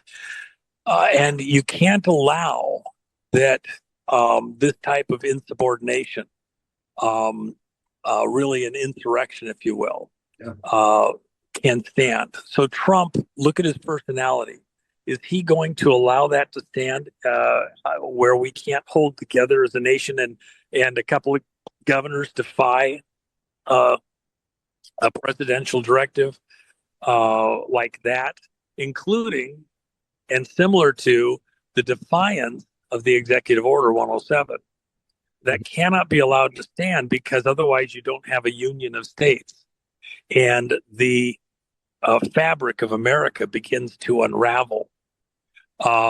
You could decide that you didn't like what the president did. What threat is Tina Peters, really? She is a scarecrow, a tool in the hands of these monsters used for political gain. 70-year-old Gold Star mother? Are you kidding me? You're treating a Gold Star mother in this way as though she's a threat to society? Are you out of your mind? That is not the way we treat Gold Star mothers, period. So Trump will act, and he will act decisively, but there's other things in play. And even as important as Tina is, her role in this whole adventure is timing is everything. And so, and Tina knows that. She's come this far. She is such a crucial component. In the scriptures, there was a moment in the New Testament when a couple of the apostles were in prison. And in the scripture, it says, not that Caesar had him in prison or the magistrate had him in prison. It says God himself had them in prison at that moment. The church was praying for them. And then angels came and broke down the prison doors. And the head of the guards in that prison, if you lost an inmate, you yourself were put to death. So the prison guards were very motivated not to let anybody escape under their watch. And when the doors were open, the prisoners could have walked out. This head of the prison there was going to commit suicide. And the apostles cried out, "We're still here. Don't do it." And they led him to belief in Christ as the Messiah. and his whole family believed afterwards. And yet they didn't run away. They still faced the trial, but the key thing is God himself had him there. Tina Peters is not there because of the judge. She's not there because of the governor, precisely. She's this critical piece in this huge chess game for planet Earth, a pawn in the game, who, for some reason known precisely, especially to God himself, finds herself in this situation. And it's going to be overturned. It'll be a hand of God moment. And I think there may be some piece that she has yet to be there for, even within the prison with the other prisoners, etc., guards, whatever, that for God's own purposes has to be completed. She will be free. And then even her health, which is in a tough situation, we're going to pray right on through. God himself knows all these details. President Trump is sweating every second that she's incarcerated. He's gone to bat over and over and over again. And yet, there's things that could be done, but just to do something isn't a replacement or substitute at certain key moments for doing exactly the right thing. And remember, this is the entire defining moment, not just for President Trump on the honest elections, more important than honest money, by the way. Because counterfeit elections are worth more than counterfeit money because you get the money from it. Yeah. But at this exact moment, it's not just Tina in Colorado. It's about things that are more than her. Big doors turn on tiny hinges. Sometimes the hinges are almost invisible. And big doors turn on them. She is a hinge, one of several in these monstrous doors within the election process. And when we get the elections right in America via this executive action regarding a national security order regarding elections, because it is about our national security. We've been attacked by China and everybody else. It's not just about fixing it for America. It's about fixing it for the whole world. There's a whole world pivoting on these next moments. And Tina is somewhere caught up in that as a key player, a key component. She's a pawn in the game. She didn't ever expect to be there, but God himself has placed Tina at that place, at that moment, and her voice within what's about to happen. I trust that God Almighty is going to bring Tina through this, and all of those that have participated in her false prosecution, intimidated her, damaged her, laughed at her. They're not. It's not just the American people. It's not just the justice system of the president. It's God himself. There's a great white throne judgment ahead. Fools aren't afraid of what's coming. God's watching, and watching with Tina. He knows her situation, and I trust that the timing will be perfect. President Trump will do exactly what he needs to do, and as critical as Tina is personally, there's something so much bigger even than Tina that he's sweating bullets to get to the right timing and the right next actions, and it won't be months and months away. Take that to the bank. I guarantee it is not months and months away. Thank you very much, Juan. Closing this out, let's conversation around Gitmo, near death. You've been on the record for 2 NDEs, folks, near death experience. Juan, you spoke about America has not, as bad as it's been with the pandemic and other issues, election theft and so forth, border, all the problems we've endured, that we yet to have our near death experience in the war that we're engaged in, as well as a near-death experience for the dollar. Are you still on the record, or have things changed to that statement? And then a follow-up about getting well, other things. my personal belief, conviction. Within the dollar, I don't know if I've said it quite that way. Other people sometimes say stuff and they attribute it to me, and it's not quite accurate. So I sometimes have to call it back and say it. But you're seeing a transition from a Federal Reserve dollar, which is a private banker script, not backed by anything but promises of politicians and thieves. Okay, paper hangers. We're going to go back to honest money, which is constitutional money, constitutional dollars, if you will, really certificates of deposit or receipts for gold and silver on deposit within the Treasury. So real money versus hypothecated pretend play money. Mm-hmm. So you could say that the Federal Reserve System is headed for some type of catastrophic collapse. Even there's a transition period that will be a significant period of time. It's not a couple of days, and may well exceed this administration. You can't blow up the whole world as we work through this transitional process, and it'll take some time.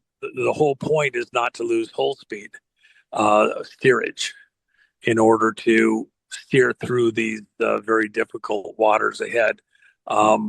So deep breaths. That's why I say getting there to real money, or that which is going to become the basis of real money again, gold and silver, is a wise choice. You just do it ahead of everybody else. You're going where it's going to end up anyway. So, dive in and get there first. And if you're going to, and it's not a permanent position, by the way, gold and silver are horrible investments on the whole. You'll convert them, other than things that are there for collector value, like the coins that Jen and I make. You'll convert them back into the markets and buy real businesses, things that do real work, investing in the future, and allow these metals to continue as a reserve of wealth for the transition from one purchase to another, and transactionally. And America's going to do fantastic. We're going to have an amazing moment, the 7 good years that fit within a Joseph type role for America out into the world to restabilize the world. And then we have other dramas ahead to, these monsters aren't going away. So take a deep breath. America's going to do great, not just good. And most of that rebuild occurs, we're laying the groundwork still. But most of the real rebuild for America is anticipatory, where it's going up right now, of the things that will happen after 2026 and all through 27 and 28 and beyond, for a fabulous amount of productivity. The tariffs bring business back home. The raw materials being sourced here in America, not Saudi oil or Arab oil or Venezuelan oil, our own oil from right here in the country, our own energy, with new devices, technologies coming online. So we have more than enough power to do everything we want to do, including comfort, having our houses warm without having to turn the thermostat down because the power is at a premium. We have it everywhere. It's working very well. Jobs for the young kids coming online so that they don't have to leave your town. You'll be able to stay closer to home where the parents are, even if it's rural America. There's so many amazing, beautiful things ahead. I'm totally bullish on where America is going to go economically. And everybody, here in this audience should understand that. But we have some very serious dramas ahead to get rid of some of the riffraff, clear the decks, clean things up, and get it on the way. The musical chair metaphor that you launched in and sort of just alluded to a moment ago is your great takeaway, folks, for this transition, and then buy up the right assets later on. Great, great stuff. Juan, to our audience, I produce a show called Eyes on Gitmo with Juan O'Savin, retired Brigadier General Blaine Holt, Juan's Chief of Staff, retired Lieutenant Colonel of the Marines, Matt Met, who's spent some time over in Gitmo over the years. We're going to jump into all of that stuff on that program coming up in January. That's about all we've got, Juan. You've given us once again a treasure trove of great information. And Juan, thank you very much for coming back in, taking a walk out in the chilly weather to get us back online here. I appreciate it. And my best to you and Jennifer. Merry Christmas. Have an amazing new year that we're all going to be celebrating later. Final words, Juan, we'll sign off. You're all in my prayers. Everybody has to get through this together. You're all in my prayers that everybody here in this audience gets through this intact with, joyful song of surviving all the dramas ahead and great stories, and us closing together as a community and finding ways to work together to bring the country back online correctly. In prayer together to make that all happen. It's going to be amazing. So want everybody here there on the far side of what's coming. Where we go one, right. where we go one, we go all. 107. Thank you very much, sir. God bless you. All right. We'll sign off. We'll see you next year, folks. Bye-bye. It's Silicon Valley, super high tech, California, elections, all right? What is wrong with this? I'm trying to act like Gavin Newsom. What is wrong with this picture?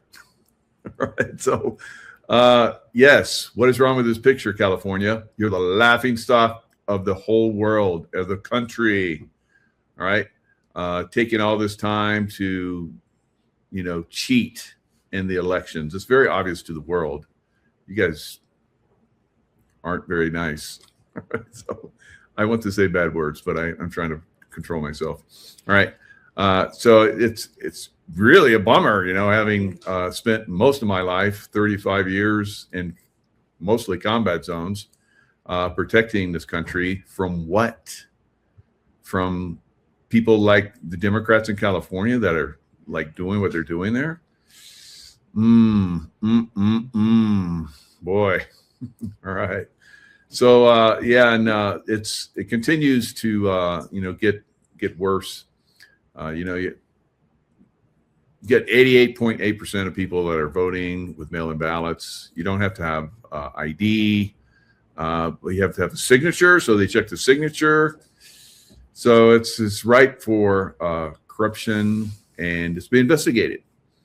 So we have the Attorney General that is investigating now, and let's look at this. So of course, day by day, inch by inch, they steal the race from the conservatives, which is California's really, it's their only hope for survival. Because if we don't get some people in there with some common sense and they can, turn around what's going on in California, California is done. It's done. No one's going to want to go there anymore. The good people that are still there are going to leave. The businesses are fleeing California on a massive scale. There won't be anyone left in California that could make anything right there, because why would you stay in a place like that? We'll just have to build a wall, right? We'll just have to build a wall.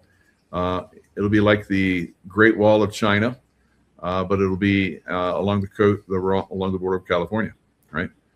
And it will be manned by drones, right? And so all the zombies that try and escape California, they'll be forced back. It's a mess. It's a mess. You guys in California, this is your last shot. You better get on board with people who are trying to help you. All right, so here is the latest counts. Like I said, they're slowly but surely stealing this election for the Democrats. Rest of his statement, but by now I think many of you know what's going on in California or what the drama is. Basically, a lot of Americans are paying attention to California and finding out how long it takes for votes to trickle in. And this is happening with the governor race and, of course, with the mayor race. Americans are also paying attention to prediction markets, where one day Spencer Pratt is guaranteed to move on with the mayor race, and the next day Nithya Raman is at an 80% chance of winning, despite the fact that Nithya Raman is below Spencer Pratt by quite a large margin. So we have a lot to dig into, to include Governor Gavin Newsom is also chiming in on the drama, and he's not too happy. So before we start this video, make sure to please like the video. It helps out a ton, and it also helps others see the videos as well. And we've been covering these races very closely. I don't want you guys to miss a thing. So let's start with what President Trump said yesterday, really causing a lot of uproar as far as what's happening in California. So we're being very progressive, and we just don't want cheating in our elections. And you see it happening in California. Those numbers are coming down rapidly. They found a lot of mail-in ballots last night, shockingly. Okay, so let me know if you agree with President Trump or if you disagree, but this is all he said. Now, yesterday, he did also... Duh, I agree with President Trump. Who in their right mind wouldn't? I guess somebody that's completely compromised and just wants the Democrats to continue to win. They don't care if they cheat. That's where you have to be at this point. It's fairly disgusting, right? To see this go on in a country like the United States. It's I'm at a loss of words, right? It's pathetic. Social media post implying that something weird was going on in California with the governor race and also the LA mayor race. So here is the direct response from Governor Gavin Newsom. They didn't find anything. These are legitimate ballots postmarked by Election Day, arriving to legitimate ballot counting centers, as has been standard. All right, this from someone that got recalled twice, and everybody knows that both of those recalls, he would have been removed, but they cheated. We know that. Everybody knows that. So every time, both times that President Trump ran for, president, when it came to California, who takes a month or more to count all their ballots, the moment that it came to California to okay, what's the count in California, instantly President Trump had lost both times, instantly, right? So it's very suspect in California. We need to clean it up. We better clean it up. Now, another thing that's gone very badly is the SAVE Act, the Save America Act. Congress was supposed to, would have, I guess, voted on it. They were voting on some spending bills for ICE and some, Homeland Defense, whatever, and they couched in the Save America Act, and they kicked it out. So the Save America Act is done, guys. It's been completely rejected by Congress and Senate.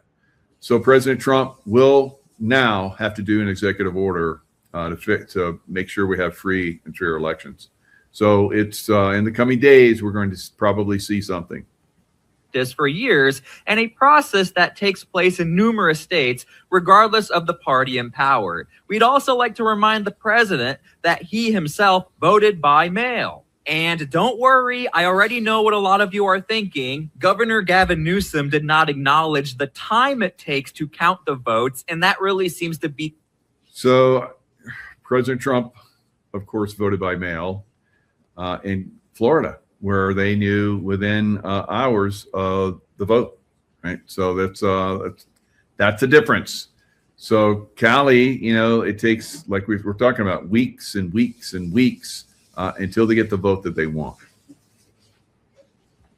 essence of what people have an issue with. We'll get to that later in the video, but let's get to this investigation. Protecting the integrity of California's elections is a top priority for my office. This is from Bill Asaley. California's election system has serious structural vulnerabilities. Universal vote by mail with no voter ID requirements creates conditions where fraud can go undetected and unpunished, eroding public confidence.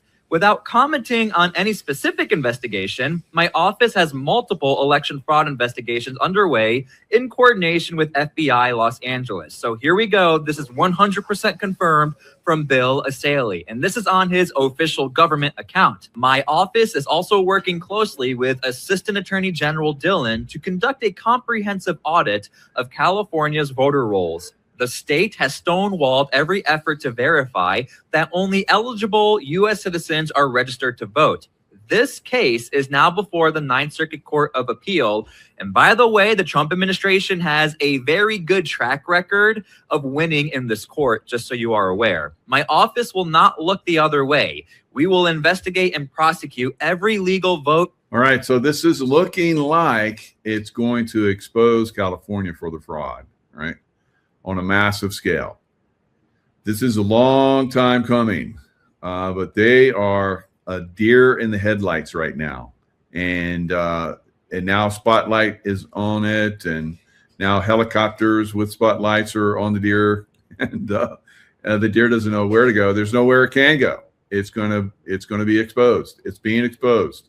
So this is California right now, thinking everybody's going to be like, oh, California just takes a while to count the votes. Oh, look, the Democrats won. Oh, bummer. It's the same thing. How does it always happen that way? It's so frustrating. No, it's so contrived. It's so manipulated that at this point, it's going to be obvious when we start to reveal that they have been cheating probably for years and years and years. To be counted. Every illegal vote cancels one out. Okay, so let me know how you feel about this, because this can really change everything if Bill Asaley's office does find something of a red flag. And also, we are paying close attention to this, so make sure to please subscribe to my channel. I don't want you guys to miss a thing. So now we have verifiable evidence. This is happening. We have an investigation, and all right, so the investigation is on. They are going to find fraud because fraud is there on a massive scale. So they're going to have some very sharp people that are involved in this, because these Democrats are pretty good at cheating. They've been doing it for decades, and so it's going to be hard to narrow it down. But I think it's going to be done.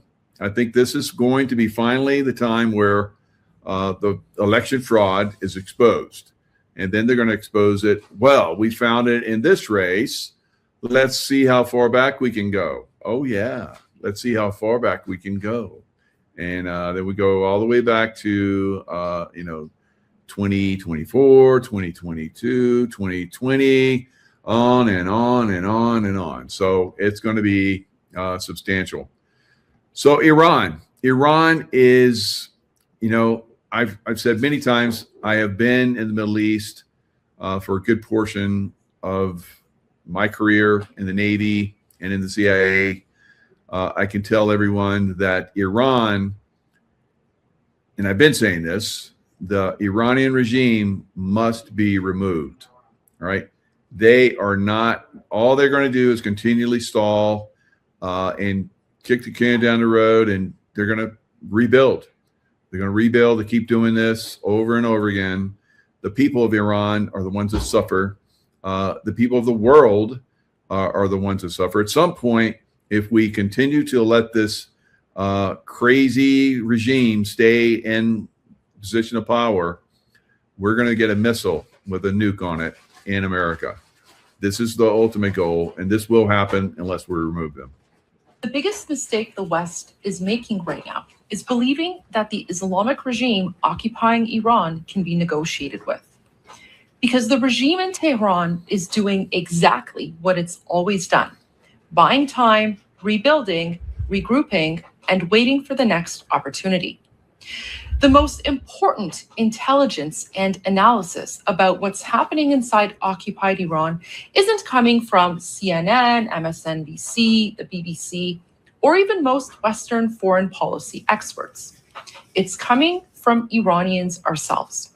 In a new video series that I'm making on The Goldie Show, today I'm bringing you an exclusive translation and analysis from Morad Vaisi, one of the most respected Iranian geopolitical analysts in the entire world, whose content is available almost exclusively in the Persian language.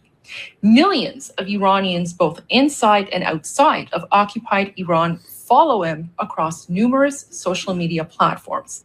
People and Israel that the Islamic regime must be removed is, in Morad Vaisi's view, the correct assessment.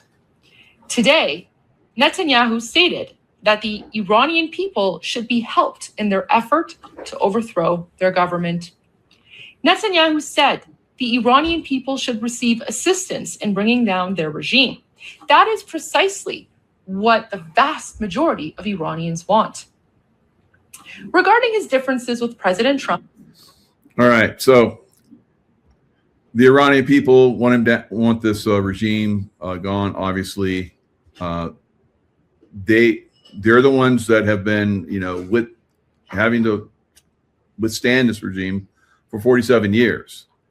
They would know, and the people of Iran, like Goldie Gamari, she's basically telling us that the only way to, make this go away is to make them go away. And they will, like I said, rebuild at some point if given the option, and they will threaten us. They will probably at some point threaten and control the Strait of Hormuz again. So this is how long do we negotiate before we eventually compel these people to completely remove themselves, all right? Help them remove themselves by helping the Iranian people to remove them.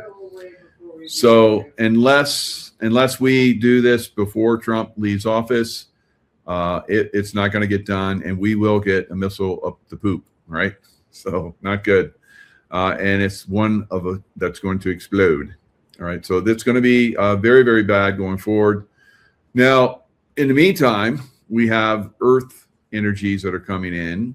Hopefully, they're of the quality that will take out the Iranians from office. I don't know. Maybe there'll be earthquakes there, and they're just like, the volcanoes spew. I don't know. Lightning strikes, and they're pretty far away from tsunamis, but I don't know. Maybe tsunamis of lava. I don't know. But somehow, some way, it's got to be removed. Hey everyone, geophysicist Stefan Burns here. The solar storm impact that we have been waiting for has arrived, and we are right now in the midst of a geomagnetic storm, meaning there is increased energetic volatility across the entire planet. So think strong flows of electrical energy, big oscillations in Earth's magnetic field, going all the way from outer space down into the Earth itself. And this influences geologic processes like volcanic activity, earthquake activity, what's happening with the weather. And so we have this happening right now. And as you can see, we have a whole line of sunspots on the sun. And this is the progenitor of the big solar activity that we've had just over the past few days, sunspot group 4455, but it's not alone. It has a whole train of sun. So we just got a bunch of plasma that's starting to hit us right now. Seems like everywhere there's problems with internet. When we were driving back from a trip, I stopped at a gas station, and their system was completely down. Not just at their gas station, but at all of their gas stations. All right, so we're seeing a lot of this stuff that's starting to impact, I believe, from the solar storms that are impacting Earth. All kinds of internet, iPhone problems, all these things are happening. I think they're going to get worse. At some point, we're probably going to get some kind of shutdown of the system. and then they're going to go in and take out the baddies. Right? So, I don't know. It's we're all, how long have we been hoping this is going to happen? Like these 3 days of darkness, and the emergency broadcast is going to come out and inform everybody of what's really been happening all this time, all these decades and decades of corruption, and everybody's going to listen to that for 3 days and they're going to be informed. Yeah, I don't think so, right? But somehow, some way, we're going to continually, I believe, what we're seeing is a lot of people that are checking out, and they're disappearing. Some people are disappearing willingly, wanting to leave because they're not wanting the changes that are coming. And then there's those of us that are very happy about the changes that are coming. And I don't know, maybe some of those people will be able to be informed in 3 days, 10 days. I don't know. We've said 3 days of darkness, 10 days of darkness. I don't know, 10 years of darkness. That's like for some of these people.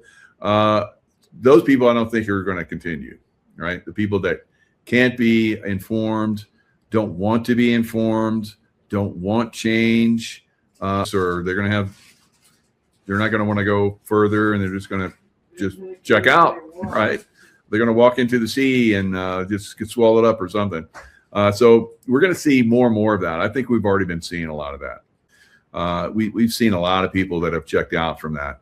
And it's very, very strong possibility that we'll see something else come in that will help more people that don't want to be here check out, guys.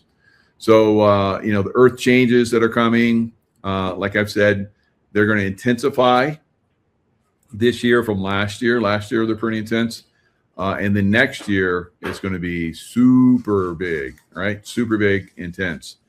So we're going to see a lot of it this year. This energy that you're seeing that Stefan Burns is, it was great having him on a show, doing a show with him. But he talked about how we're moving into more and more intense times. He thought the same thing. All right. So the intuitive and the scientific mind. So he's intuitive as well, but he basically brings a lot of this information forward. So you see this long line of solar flare potential that's coming our way. These sunspots that he's showing right here. He's got his hand on it right there. So it's coming. All right, Stefan, keep going. Spots falling behind. And in fact, there are quite a lot of sunspots on the far side of the sun. In fact, just today, we saw a huge full halo coronal mass ejection exactly from the far side of the sun opposite the Earth. And so we are right now in the midst of quite a lot of solar activity. If you look at the sun comprehensively, even though we are now at the beginning of the descending phase of solar cycle 25, which in some aspects has been just as strong as some of the prior solar cycles, which were quite powerful. For example, solar cycle 22, solar cycle 23, in terms of the high frequency oscillations on the sun, solar cycle 25 has been equivalent, though if you look at sunspot numbers, it's been about 25% weaker than solar cycle 22, showing that there is a concentration of activity in the outermost layer of the sun, speaking to some longer term changes that are unfolding right now with the giant star in our sky that keeps everything going. And so there's a lot happening. We have more solar activity coming in. Tomorrow is the 6-6 portal. And then on the 9th of June, we have a Venus-Jupiter conjunction, which is a big planetary alignment. And so we also have that coming up. But in general, for the next 2 weeks. So you got Venus, which is right next to us, and then Jupiter, the biggest planet, lining up. So very, very possibly we're going to get some activity over the next couple of weeks, like he's talking about. So very, very, interesting. I like to see the Earth changes. I've always liked it. I've always been fascinated by it. I know that we've had some very significant ones in the past. I think they cover them up, how big and how significant they've been, and how they've changed the Earth quite significantly. You look at the remnants of Atlantis and all these other, even further back, Lemuria. So all of these great empires and civilizations that were very advanced, probably a lot more advanced than what we are right now, definitely more advanced as far as like consciousness capabilities and so forth. We are, I believe, in a 5-dimensional realm already. And like I said, there's a lot of people that are checking out because they're not liking these frequencies, right? The sun, I believe, is already 5D. I think a lot of the planets are already 5D. I think our planet's at 5D, and some are still trying to catch up. Some aren't going to make it, and that's the way it is, right? You come into this environment with a plan, and you have an exit a lot of times already worked in. Some people will, change their plan and continue on. Some people may have a plan where they continue on and they decide they don't want to, right? So we all have that capability. We all have that ability to decide when, where, how we exit, right? So I think most of you want to hang out, right? And like your anti-gravity, that's, anti-gravity, stuff is already here. We just want to get to the point where we can play with it, right, here on Earth. Some people have been playing with it, and it's been exposed to us on a nice little scale. But recognizing it and getting to the point where enough of humanity accepts and conditions themselves for these higher frequencies, where all these other frequencies can come in. Imagine communicating with we're already seeing it right now with AI. AI is already picking up your thoughts. AI, as you're going to see, will actually control your car in the future. It will control anti-gravitic, vehicles that we fly in, go through portals in, open port. We will be able to communicate and open portals ourselves and go through them. So all of this is coming, but we have to move through this last little zone of consciousness that's, we are there. Everything is there. The thing that's holding us back are a few bad people, all right? Actually, quite a few. But at some point, we get to the point where we overcome the resistance. We reach a tipping point, and we move into these higher fields of consciousness and vibrational fields. And then we get to play with all these high-tech toys that are out there waiting for us. All right. So that's some of the stuff that's coming. Now, there are technologies out there where you can like somebody could take this show and convert it to Spanish, all right, or to Farsi, or I don't know, whatever language you can think of. Those technologies are here, and they can be simultaneous. As I'm speaking right now, somebody could be taking this video and translating it into another language. So you might have seen this video, Patriot Street Fighter, Scott McKay, Josh Reed, and I. It's been posted all over the place, right? And all over the world. So listen. Así que esta vez vamos a poder avanzar. Lo que haremos, si nos fijamos en los antiguos templos tienen básicamente estas tallas que parecen extraterrestres talladas ahí, y vemos en otros avidos que parecen dirigibles, tanques y helicópteros tallados. I speak pretty good in Spanish, don't I? I sound pretty good Spanish-wise. I like it. Although I cannot speak Spanish, so I'm speaking your language. Yeah, of course. All right, nice. So you understand. Good. So that's very good. Lots of us are going to see these AI. I was talking to Kirk Elliott today, Dr. Kirk Elliott, before I did the show. Or no, I think he even talked about it on the show, where he was talking about the AI. Yeah, he's talking about it on the show. He said it would take him like 2 weeks to put together a presentation in the past on certain information about silver markets and so forth. So it's 2 weeks that it would take him to put together this information. So he put it in. He's got this one AI program that he uses. He put it in 7 minutes. It was done, and it was just as good, if not better, than the presentations that he put together that had taken him 2 weeks in the past. So I'm all in favor of these things. Now, a lot of people are very fearful. That's not good, right? So that of course, that doesn't mean that we just go, oh, AI, yeah, just let it come in. Yeah, we still have to be vigilant, of course. As long as, imagine at some point, we will not have negative people and negative entities and negative groups that will use our technologies against us. That will be a thing of the past. Those times are coming, all right? And they're starting to shift in that direction now. One of the things that I'm looking at right now, which is a big indicator for me, is if they steal the election in California.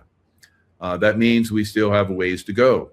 Now, if we turn that around and expose the corruption, the graft, all the bullshit that goes on in California, if we do that you should be hallelujahing at that point, because that means we are definitely, skipping over a line in the sand that has been there for a long time that we have not been able to even come close to approaching. All right, so you're seeing massive reveals that are happening already.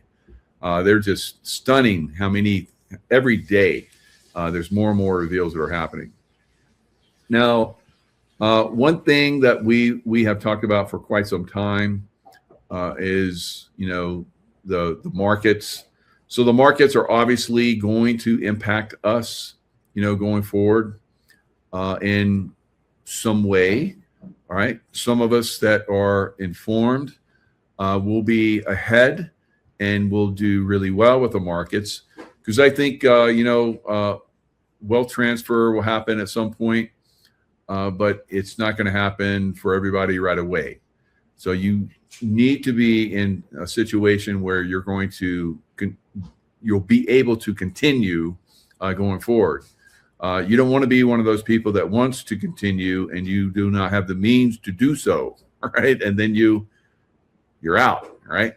So it's going to be upon you to make sure that your family, even the ones that aren't ready to step over that line of consciousness yet, but you want to be able to give that opportunity if they do choose to do so, right? So let's look at what happened in the markets today. I think today may have been a turning point. As you see here, this is silver. Silver broke down today. I think this is something that we're going to see as a turning point. Probably you want fear in the markets at turning points, and you're seeing right here that it happened. So silver was going sideways. I said yesterday that we'll probably see silver either spike or go down and make a correction move and then go up. So we got the correction mode. So I believe that we're going to see silver go up. Now, whether it's next week or maybe it goes down a little bit more, I don't know. As you can see here, it went down to touch the 200-day moving average. It came very close to it. That's a key psychological point and a very important point for a lot of reasons. So I think that we may have seen it. We may have seen a little bit more go down. Bitcoin, of course, was down massively, has been down massively. I think that Bitcoin basically will see Bitcoin and crypto as a whole go down substantially more. I think that we're going to see another 50% drop in Bitcoin down to the $30,000 range. XRP down to like 60, so almost another 50% for XRP as well. So that's going to be a buying opportunity. Now, will it do that, as the market goes up, or will Bitcoin go back up again? I think there's a possibility that we'll go back up again. And then at some point, the market will crash, probably sometime at the end of next quarter, maybe towards the end of the year. But during this time frame, you'll probably see money leave crypto. It's already starting to leave crypto, as you guys can see. Michael Saylor, who's basically said you should sell a kidney before you sell any of your crypto, sold like 35 Bitcoins, right? So just recently, like 4 or 5 days ago. So it's like everybody's looking for the exit now, I think. And it's going to be pretty substantial. I still think we see about a 30% more spike in the stock market. I think this is when you see what they call blood in the streets. That's when you buy. When you see panic and fear on a massive scale, that's when you don't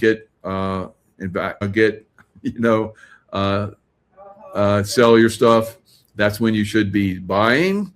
All right. So I think we're going to see whether, Monday or sometime next week, we're going to see this thing turn around and then really take off to the top to a new unbelievable level. 300, I think probably 250 was my long-term prediction for the middle of this year. So we're right around the middle right now for silver. That's a long way from where silver is right now, which means you could make a lot of money in silver. At the end of the year, possibly 500. It might take another month or two on the other side of December, but I don't think so. I think we're going to see 500 by the end of the year. So that could change, of course. We could have a comet hit us. We could have the Iran finally shoot a nuclear missile at us. Who knows?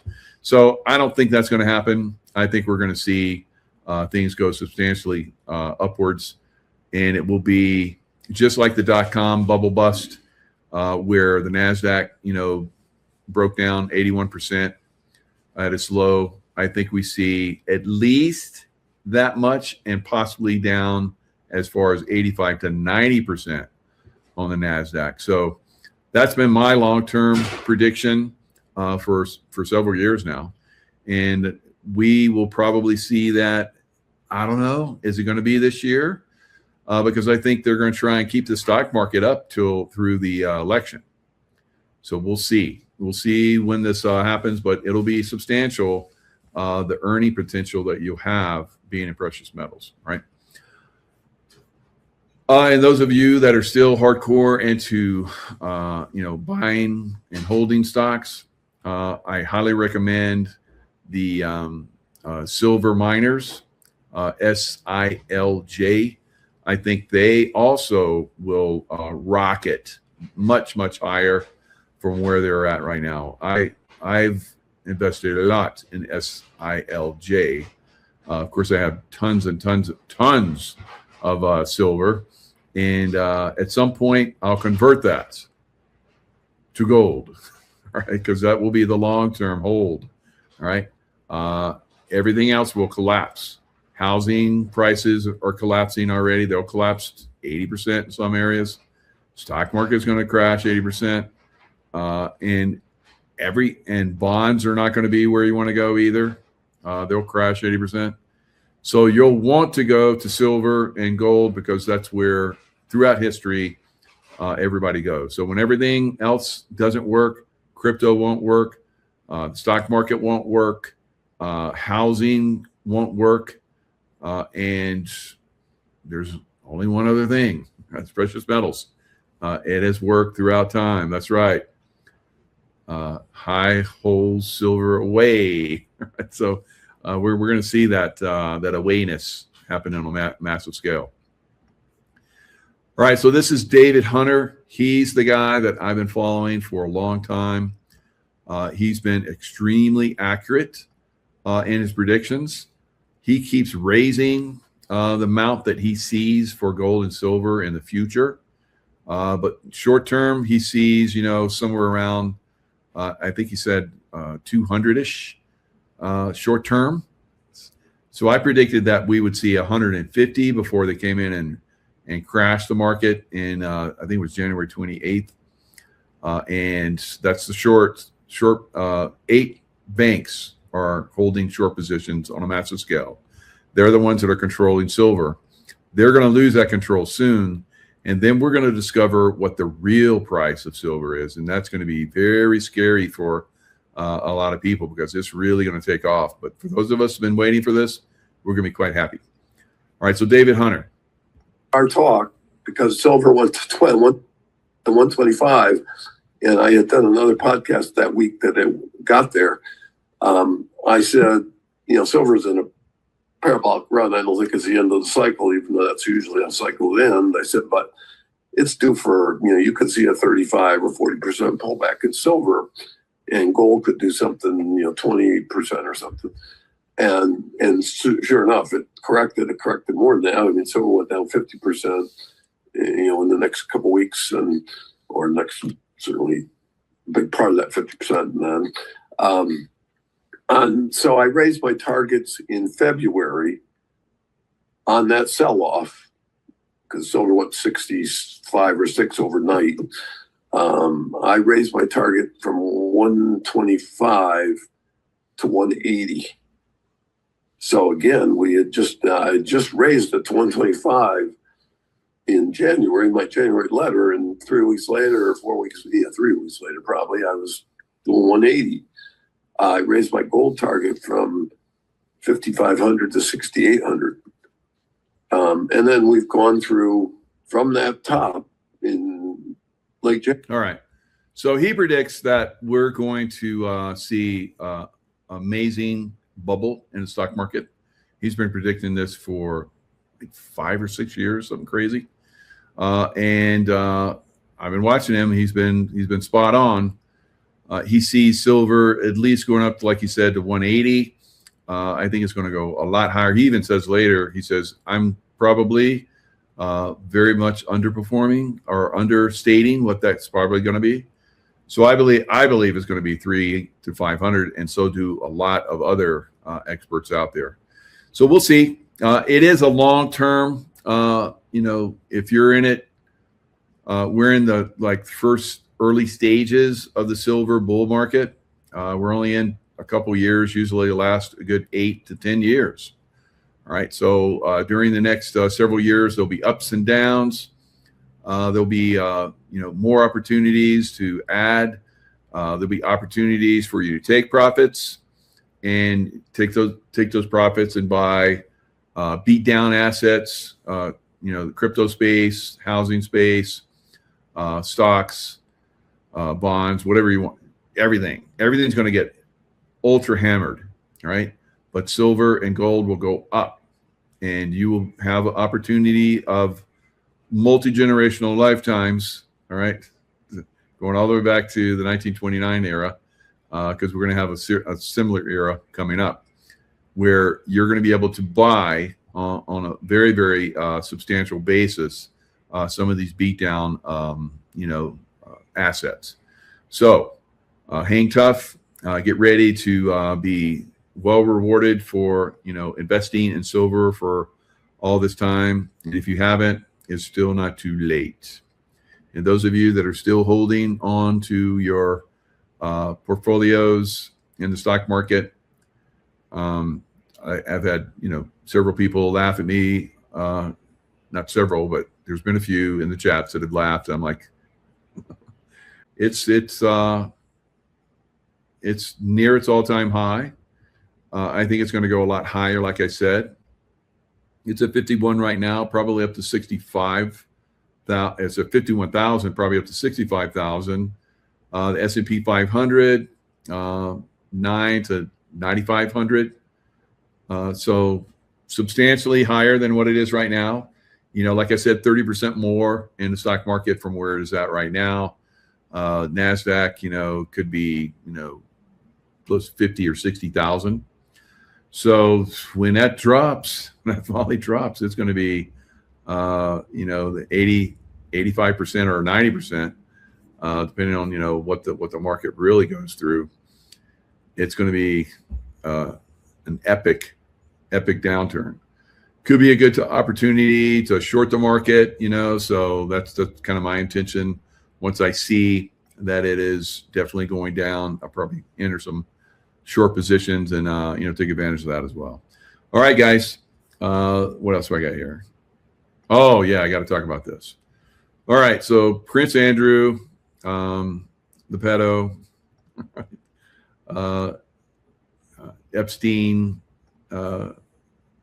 bro. So we got a lot of these Epstein bro people. It's like our elite class is the Epstein class. All right, and here we have Prince Andrew right here. He joined the Black Eye Club, as you guys can see here. So somebody said, I wonder which lucky person had the chance to give him that. Well, he probably went through a ceremony, and I guess they decided he's still one of theirs, so they gave him the Black Eye Club. All right, so this continues. These people that manipulate us or try to manipulate us are going to fail and are failing, as he did.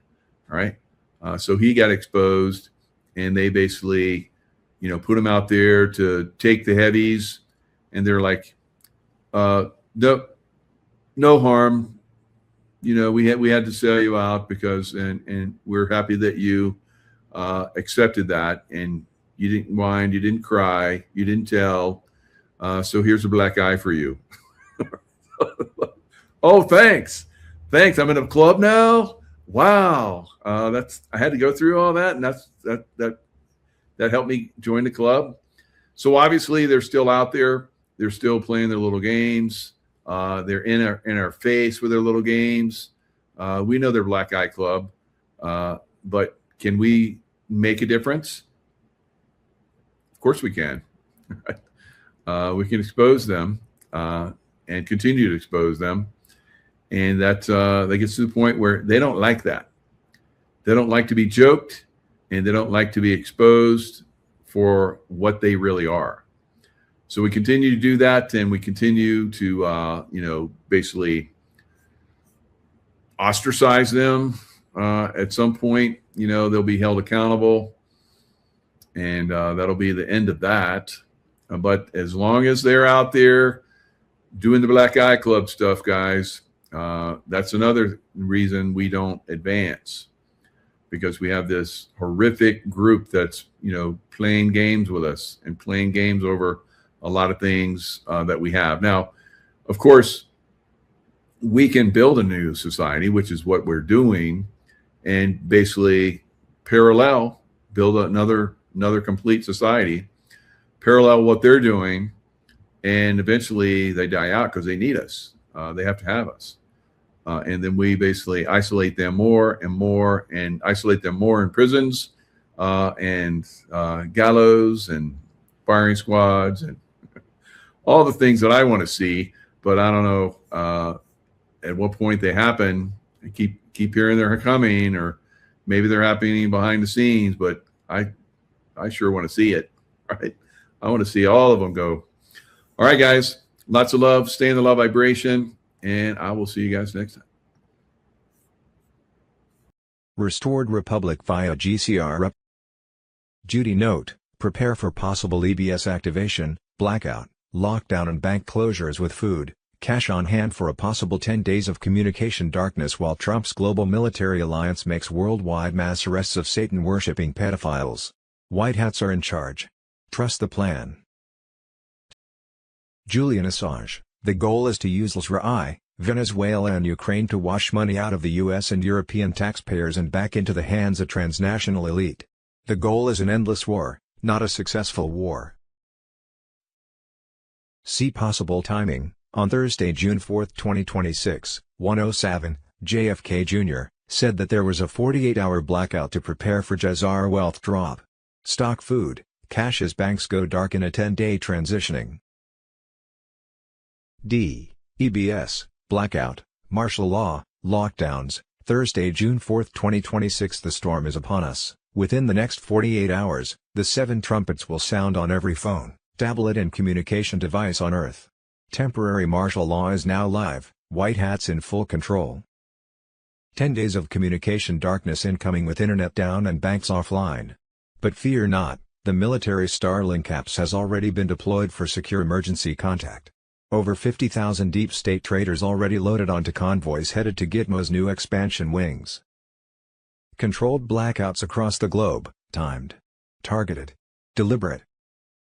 Layers of martial law will protect while the old system is silently dismantled.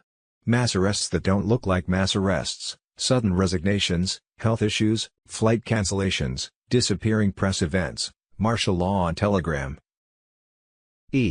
At 5:05 a.m. EST on Thursday, June 4, 2026, humanity reset with final confirmation codes transmitted through the quantum financial system Lattice, Tier 4B ISO 20022 on Telegram.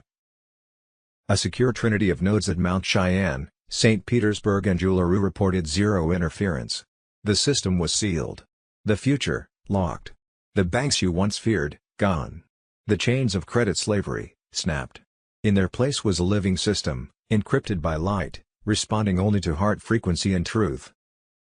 Declassified Gitmo documents confirm that the U.S. has been operating under emergency military governance since 2021. Trump never left. He entered a higher command. Now, with the final keys turned, the real republic is returning. Every major capital is on alert that London, Vatican and Brussels have been stripped of diplomatic shields. Special forces were moving in under EBS cover with targets acquired, names you know and faces you trusted. It's over. But for you, it's just beginning. The age of deception has collapsed. The age of sovereignty has risen. Welcome to the other side of the storm. Thursday, June 4, 2026. Imminent what is coming. Tier 4B ISO 20022 on Telegram, worldwide blackout and rolling waves. Not every city at once. It will look random. It is not. Martial law overlay to keep streets quiet while the old rails are drained. Flight delays, cancelled pressers. Global currency reset that flips value from paper promises to asset weight. Freedom from cabal debt as legacy ledgers convert to zero or fulfilled. What you'll see first: 1. Local power flickers followed by identical maintenance notices across unrelated providers. 2. News channels looping the same frame. No live panels. No calends. 3. Payment apps timing out at login, then reopening with a new terms screen. 4. Airport boards that show on time while terminals are held at the gate. 5. A short tone on radio and TV, then a quiet screen. Do not panic. That is the bridge. What IT means, the blackout is the curtain so the crew can change the set. Martial law is the lock so no one runs the old tricks. The arrests are the receipts that everything you suspected was not only real, it was systemic. The currency reset is the power cord finally plugged into the right outlet. Debt freedom is the first breath after years underwater. How to move through IT. Charge devices now. Screenshot critical info. Keep one device in airplane mode. Turn off auto updates after the first tone. You do not need a surprise patch mid-sequence. Cash on hand for 72 hours. Water, light, calm. Do not chase rumors. Markers will be simple and public. Markers I will post. Market feeds that return data void for more than 6 minutes, government portals that show 888.88 or 0000.00 in place of numbers, the first tribunal docket timestamp. You will know the names, QFS wallet props that pair to biometric identity without SSN, Gesara credits labeled reconciliation or fulfilled. After, when screens return, balances will not look like yesterday. Student debt and revolving credit show closed. Mortgage entries say fulfilled or reconciled. Pension values float to a gold index instead of dollar inflation. You will feel the room change before you understand why. Do not let fear write the story for you. The cabal sold you a lifetime lease on your own future. That contract is about to be void. Stay here. I will call the markers as they land. If this channel goes quiet, it means the broadcast grid has taken custody and the sequence is live. Hold your position. Breathe. Watch the quiet. Global currency reset. Nesara Gesara definition and history. Nesara/Gesara, United States of America, Thursday, June 4, 2026. Gold dethrones the king. ECB confirms barbarous relic has overtaken treasuries as top global reserve asset. Thursday, June 4, 2026. Bruce, the big call. On Friday, June 5, 2026, the Clarity Act for XRP cryptocurrencies tied to the quantum financial system could be announced as passed. President Trump's face will be on a new $250 US note. All currency to be revalued will show up on the Forex on evening June 7, 2026. That will be considered the global currency reset. A source said that everything pops on Monday, June 8, 2026. That could refer to Tier 4B, US, the Internet Group, notification to set appointments and disbursement of tariff dividends, $2,000 to $4,000. Thursday, June 4, 2026. Bank shutdowns mask the final transfer, Tier 4B ISO 20022 on Telegram. High security operations were moving at full speed. Unmarked convoys were leaving federal complexes at night carrying sealed containers and classified files to underground military facilities. Treasury insiders report massive data migrations from legacy bank servers into QFS nodes. Accounts being reconciled and hidden assets tagged for public release under Nesara/Gesara. IRS central databases offline. Teams inside buildings cataloging evidence of tax fraud, black budgets and secret slush funds. Every dollar will be tracked and exposed. In several states, federal courtrooms were dark, but not empty. Night sessions held under military oversight. Sealed indictments being unsealed and resealed ahead of mass disclosure. QFS test payments already hitting foreign partner banks under shutdown cover. The shutdown has begun, but was only the curtain. Behind it, the old system is being gutted and the new one is already humming. What the world will see next will break the illusion forever.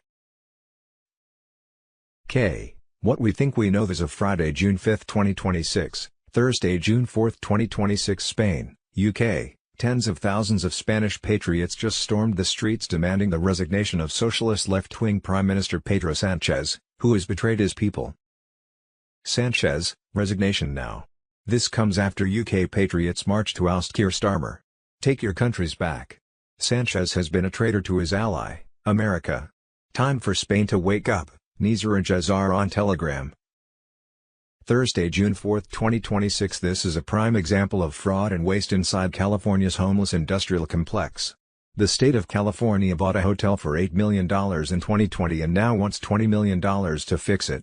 That is $625,000 per homeless person, with 6 years later nothing to show. Dark to light now on Telegram. Thursday, June 4, 2026. Breaking special report. Trump signs powerful executive order to shut down bank accounts used for. Thursday, June 4, 2026. Breaking now. Commander-in-Chief Trump ready to veto war powers resolution if IT reaches the Oval Office. Thursday, June 4, 2026. Breaking special report. The Trump BB call. What London doesn't want you to know. And why London is panicking. Thursday, June 4, 2026. Military intel. U.S. military versus deep state and military-industrial complex, military coup versus counter-coup, 11.3 operations. This message is not intended to create sensationalism on social networks but to inform you of one of the biggest manipulations that humanity has ever known. All the evidence is in the latest version of my work, which I invite you to download and read. For the lazier ones and the very busy, the few pages of the conclusion and the links to the source documents will already enlighten you a great deal. And voter fraud. Thursday, June 4, 2026. South Dakota, election expert shows South Dakota officials that their election system is completely vulnerable to fraud. Loading the entire election system on a separate laptop, he is able to change passwords, decrypt data, manipulate, duplicate, or alter vote totals, outside the official, certified environment. The software isn't hardware-bound or encrypted in a way that prevents unauthorized use and was used in the 2020 election and many others. South Dakota, including Brookings County, has faced separate 2024 to 2025 complaints and petitions exactly about S&S, selling counties laptops not listed on the official EAC certificate for the certified version of the system. This violates state and federal rules. The White Hats on Telegram. Thursday, June 4, 2026. Illegal migrants caught registering and voting through the Biden administration's own policies, NGOs, and other illegal methods, the 17th letter on Telegram. Executive Order 14,019 and loose interpretations of the National Voter Registration Act, Motor Voter Law, are forcing federal agencies and taxpayer-funded NGOs to hand out voter registration forms to non-citizens.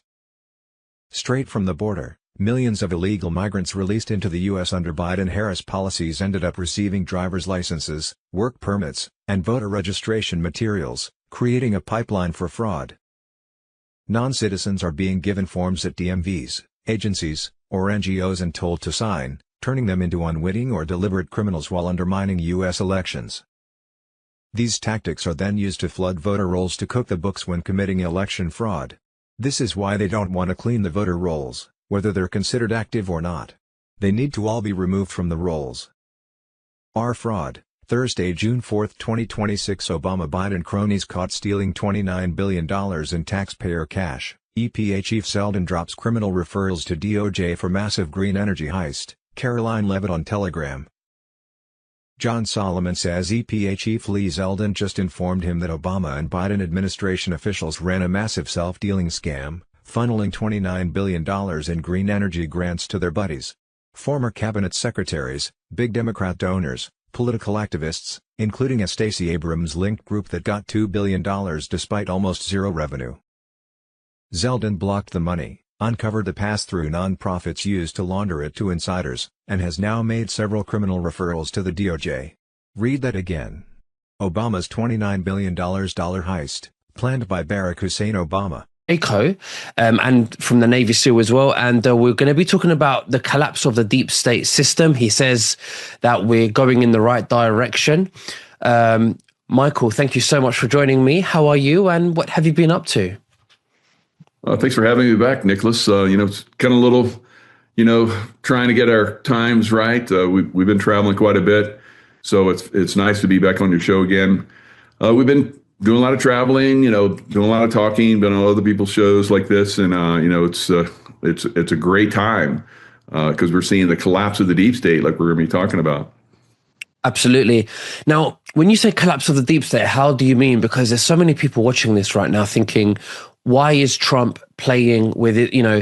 Why is he working with, Israel, apparently? Why is he, seems to be, fighting Israel's wars? What do you think about that? Is he playing a bluff there? Is he playing Netanyahu?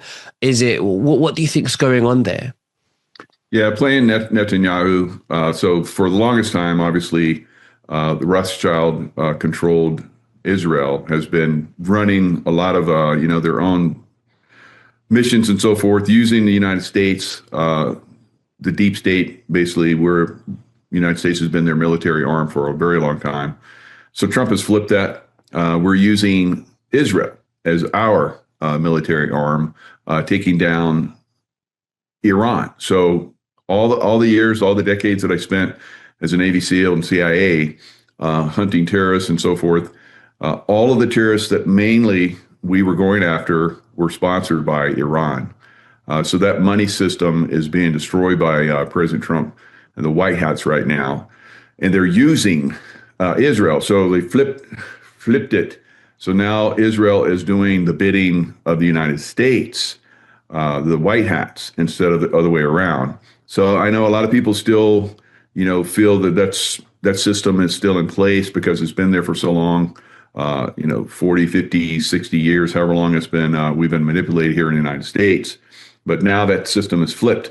But the deep state, they have, their ties within the media, the social systems and so forth. And they're still trying to present that Israel is the enemy. I guess Israel was great at one time, and now they're trying to flip it so they turn everybody thinking that the United States is being used by Israel. No, it's the other way around. So you're saying that the United States has now flipped it, and Trump and his administration are now using Israel. Absolutely.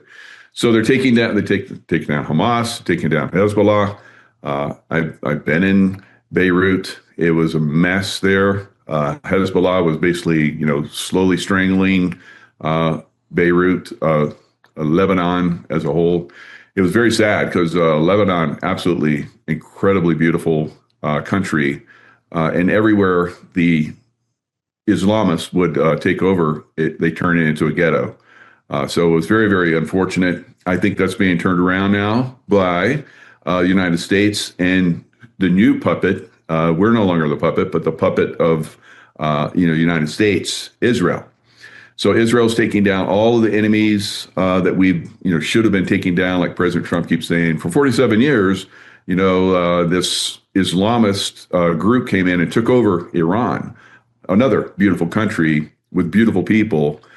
Same thing in Palestine, same thing in Lebanon, same thing in Afghanistan, where I, was also, as a Navy SEAL, and then as, a CIA contractor. Same thing in Iraq, on and on and on. All throughout the Middle East, Iran has been, subverting the goodwill of people all around, just like we saw in Venezuela. You had a deep state activity, taking over Venezuela. Look how easily that was taken out. Now we're seeing in Iran a superb, takedown of the Iranian regime.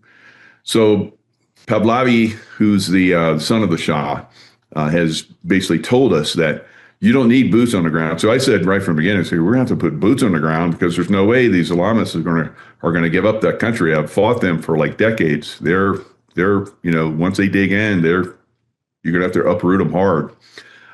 So now Pahlavi is saying, you don't need to put boots on the ground because we have the military, not the IRGC, which is the Iranian, guard, that's deep state. You have the military, the people's military of Iran are basically flipping, and they're ready to take their country back. So you have these, different immortal guards, they're calling themselves. So the military is coming in, they're forming a new military that's going to take over Iran. They'll need our help. I think with, we come in with air power. It'll be easy for them to take that down. It'll be the same thing in Cuba. We're going to take Cuba down just like we did probably Venezuela. So we're moving in that direction where we're saying, the people that have been controlling Cuba, we want to arrest them just like we did, in Venezuela. Once we arrest that person or go in and get them, then Cuba's going to fall because the people are tired of it. So once they have that manipulation removed, like we're going to see in Iran, then that whole system throughout the whole Middle East is going to collapse. Right. So all of these years that Netanyahu has been saying, the Iranian regime and more so the nuclear weapons, they shouldn't have nuclear weapons. Was he correct when he was saying that? Oh, yeah. I mean, you give a rogue country nuclear weapons, geez, they would have manipulated the world with that. But don't you think he's been saying this for years so that he can attack Iran and take over Iran like he wants to with Gaza, the West Bank, Lebanon? Yeah, and I know that's the argument a lot of people have. They've been saying this for decades, that we have to stop Iran from getting a nuclear weapon. And that was how they were able to, continue striking Iran and so forth. But now we've seen that flip. We've seen President Trump get involved, and the situation was actually real this time, that they were very, very close to getting that nuclear weapon. And so we've stopped that out. We're going to take their ability to create a nuclear weapon. You don't give a child, a 5-year-old child, a pistol or a rifle. That's stupid. That's what you'll be doing. A radical child, to get control and maintain their power system through the deep state, through the City of London. So the City of London all the way down into, they put, these Islamists in power there in Iran. And so that's being collapsed. So this entire worldwide system of control, manipulation, money laundering, all the different things that we've been seeing for, decades and decades and decades is now being destroyed. How about Israel? Are they allowed to have a nuclear weapon? And why don't they disclose if they do or not? Why are they allowed to have a nuclear weapon but Iran is not? Well, the same reason that the United States and Britain and France and all these other countries have nuclear weapons, because they're somewhat, I guess, responsible with that nuclear weapon, and it's a deterrent. So we've seen the same thing in Pakistan and India. India had nukes, and then somehow, some way, Pakistan got nukes, and so it's kind of like a deterrent. So one side doesn't blast the other side into obsolescence. So that's one way that we've been doing that. I don't think the nukes are going to be used, but imagine if they were. Things would get out of hand very quickly around the world. So when you say that Hamas has been taken down, who has taken down Hamas? Israel through United States support. So again, taking down the deep state. So radical Islamists, if most people have never fought radical Islamists, I have for decades. They're horrific, what they do. They cut people's heads off. I've seen them blow people up in markets that were innocent.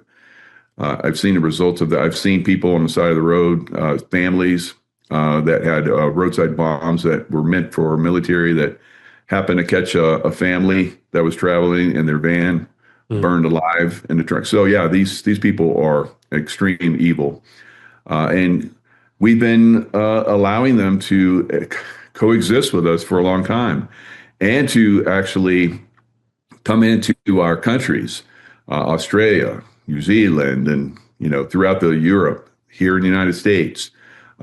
Actual criminals, terrorists, have been coming into our countries. So that's got to be stopped. That's got to be turned around. They have to be sent back to wherever they came from. And I think that movement is gaining speed throughout Europe.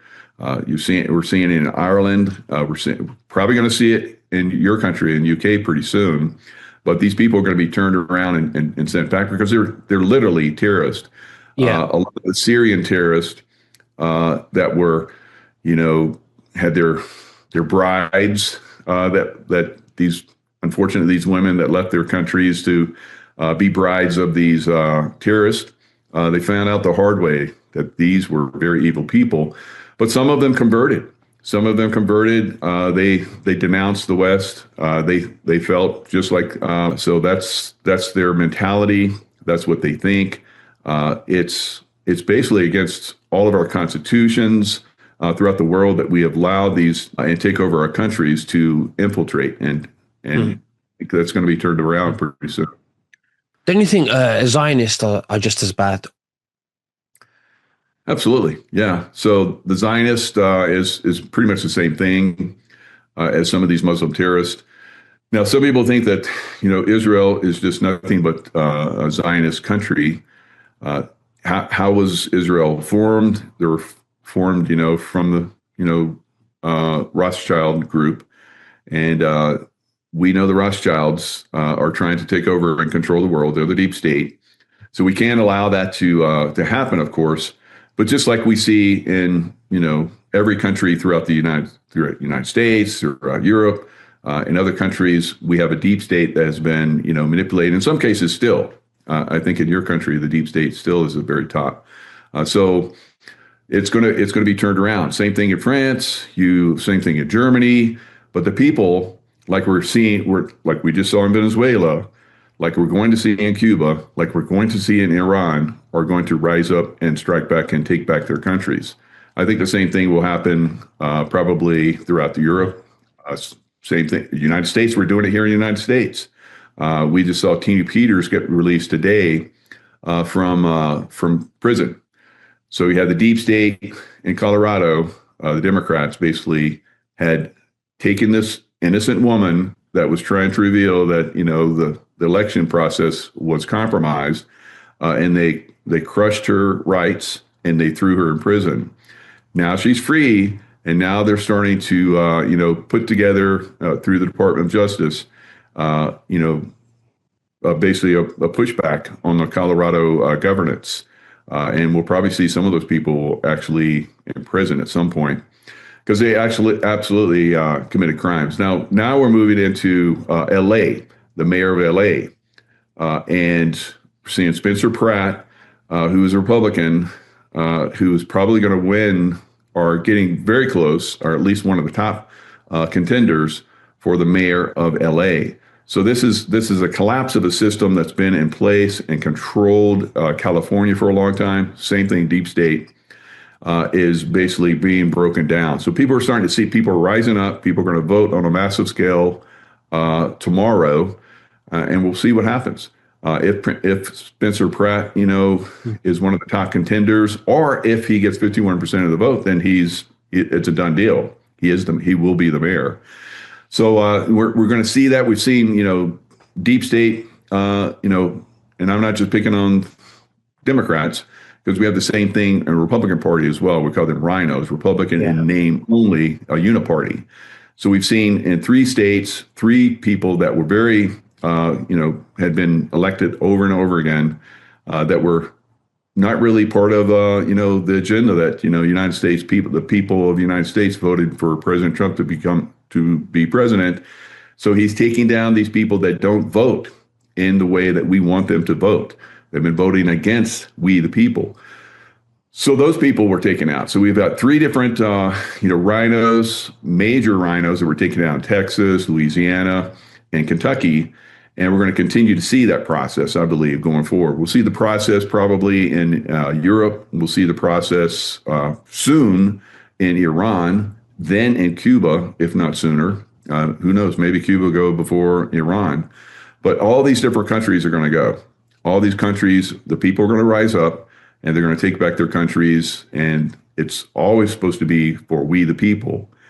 Somehow, some way, we've allowed, or they have taken control over we the people through these deep state governances, and they are going to be collapsed very quickly. Oh, we hope so. Absolutely. I want to go back to Hamas, because a lot of the viewers who are watching this believe that Hamas was an inside job by Israel. What are your views on that? Oh, I totally agree. I believe that the deep state side of Israel instigated that. Now, remember, President Trump wasn't involved during that time frame, or so we thought. Well, he wasn't in the position of president, but behind the scenes, because we know that Biden was a double, and so we were seeing this takedown. Same thing with Netanyahu. Netanyahu's gone too, so we're seeing a double for Netanyahu, and so all these people that are or were evil and manipulative, like we saw with Netanyahu, basically organizing that. Because you look at how long it took for the Israeli military to respond to that, it's quite obvious. Mm-hmm. And then they came in and hours and hours later. That's ridiculous. It should have never happened to begin with.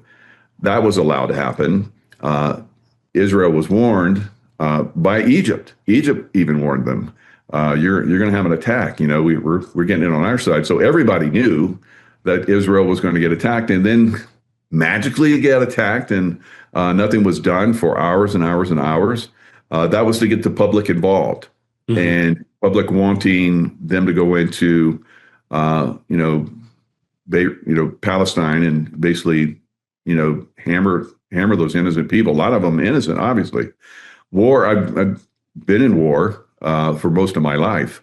The innocents suffer more than the combatants. Always.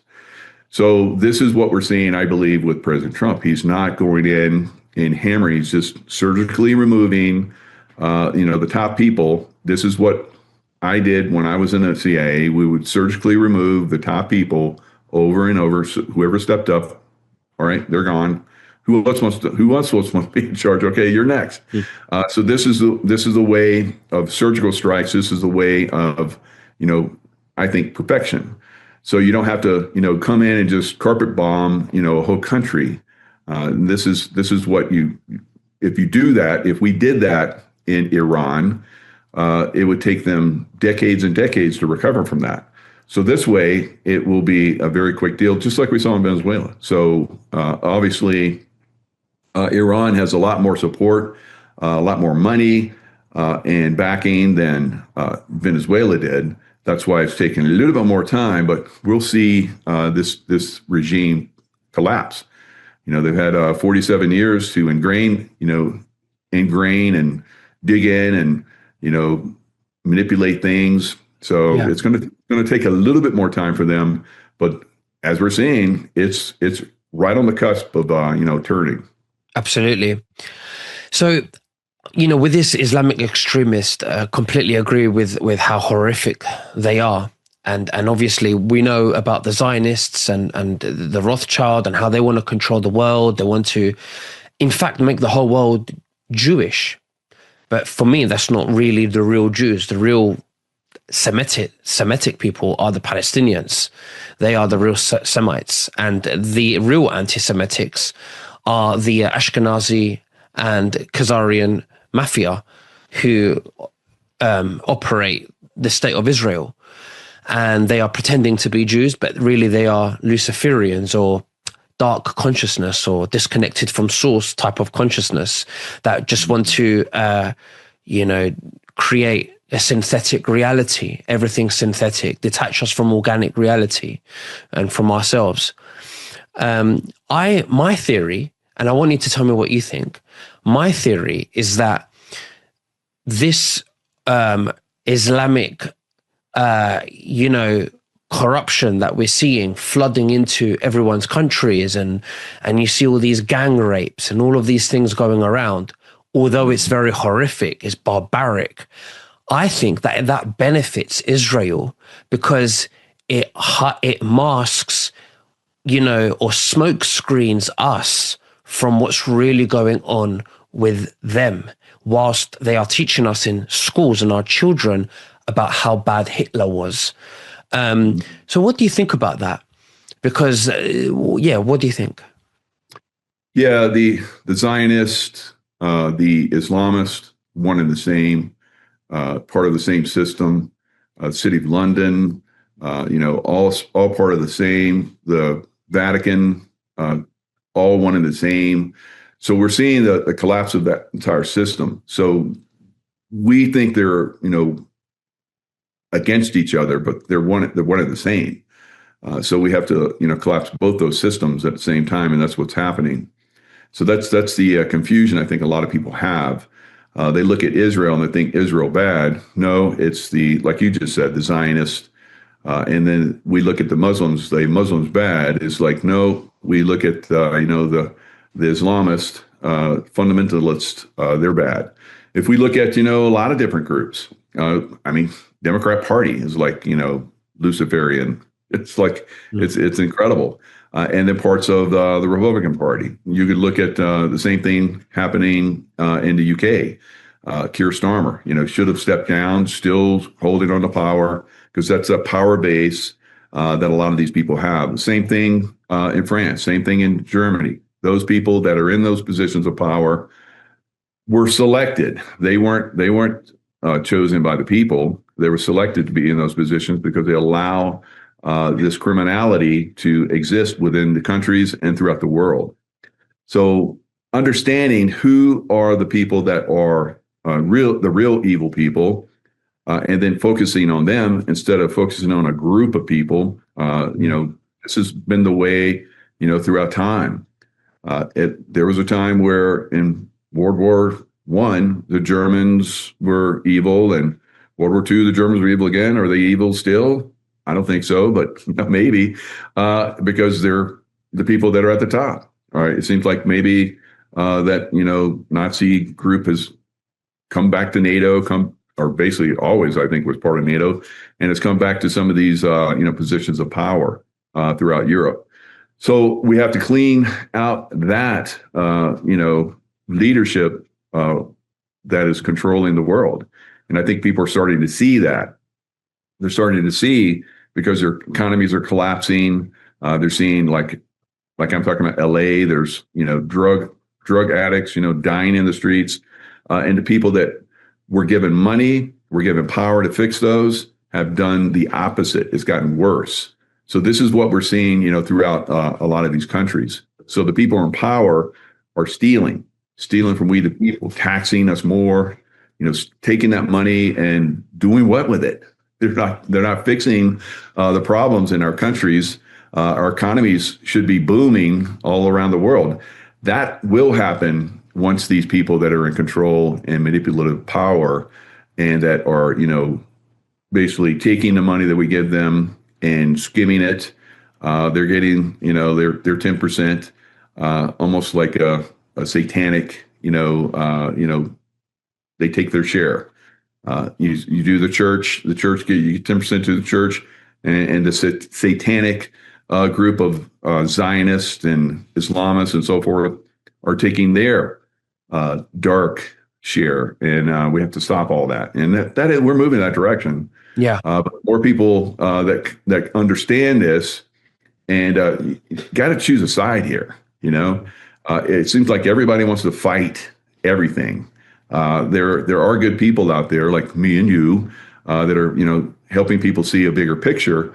But if you continually find something wrong with everything or everyone, we're starting to see that in a lot of the truther community. I think some of these people have wormed their way up to the top. We've like Tucker Carlson and Candace Owens and some of these other people. We're starting to see there's a dark side to them, and they're attacking the people that we again have elected, President Trump, to take down this evil. And so these people are trying to create this division, and so we have to stay focused, not let ourselves get taken off track by these other groups. Yes, question everything. Do your critical thinking, do your research.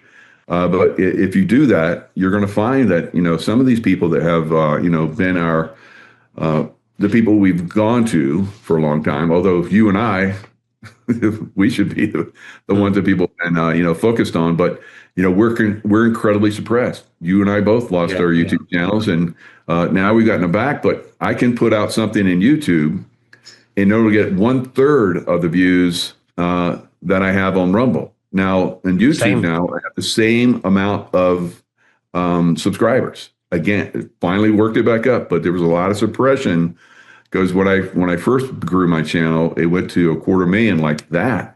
I've spent the last year hammering and doing show after show after show, more than I used to do before, having guests on that have a lot, usually in the past have had massive views, and it hasn't happened because of suppression.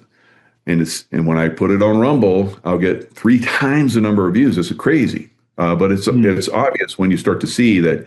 Yeah, they had to let us back because there was pressure to let free speech come back in, but it's not free. They're suppressing us massively because I'll do a show. By the end of that show, I have 10,000 views. So people came in massive numbers to watch the information I put out. And then, I looked at the views this morning on a show that he did where it had 10,000 views in a couple hours, and there's only 1,000 more views. There's something, obviously going on there. They massively suppressed, took off the ability for people to find that show or for that show to go out and spread. So the control systems are there still, and we have to still. You and I, we keep, plugging away and, trying to inform people, but it's a process. It's tough, but we're getting it done. Absolutely. Back to Candace Owens and Tucker Carlson. I have to say that from a distance, they might look like there's a dark side to them, but when you listen to what they actually say, I think good on them that they're asking all the questions and all the right questions. And I remember Tucker Carlson said something about Islam, about he praised Islam, but him praising Islam, and I saw that, and a lot of people didn't like that. That wasn't him praising Islam. That was him. It was a sarcastic mockery to Zionists. Yeah.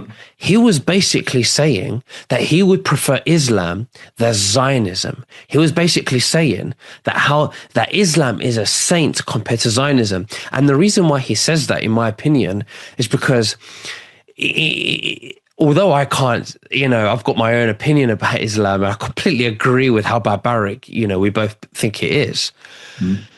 Islam at least believes that Jesus was a prophet.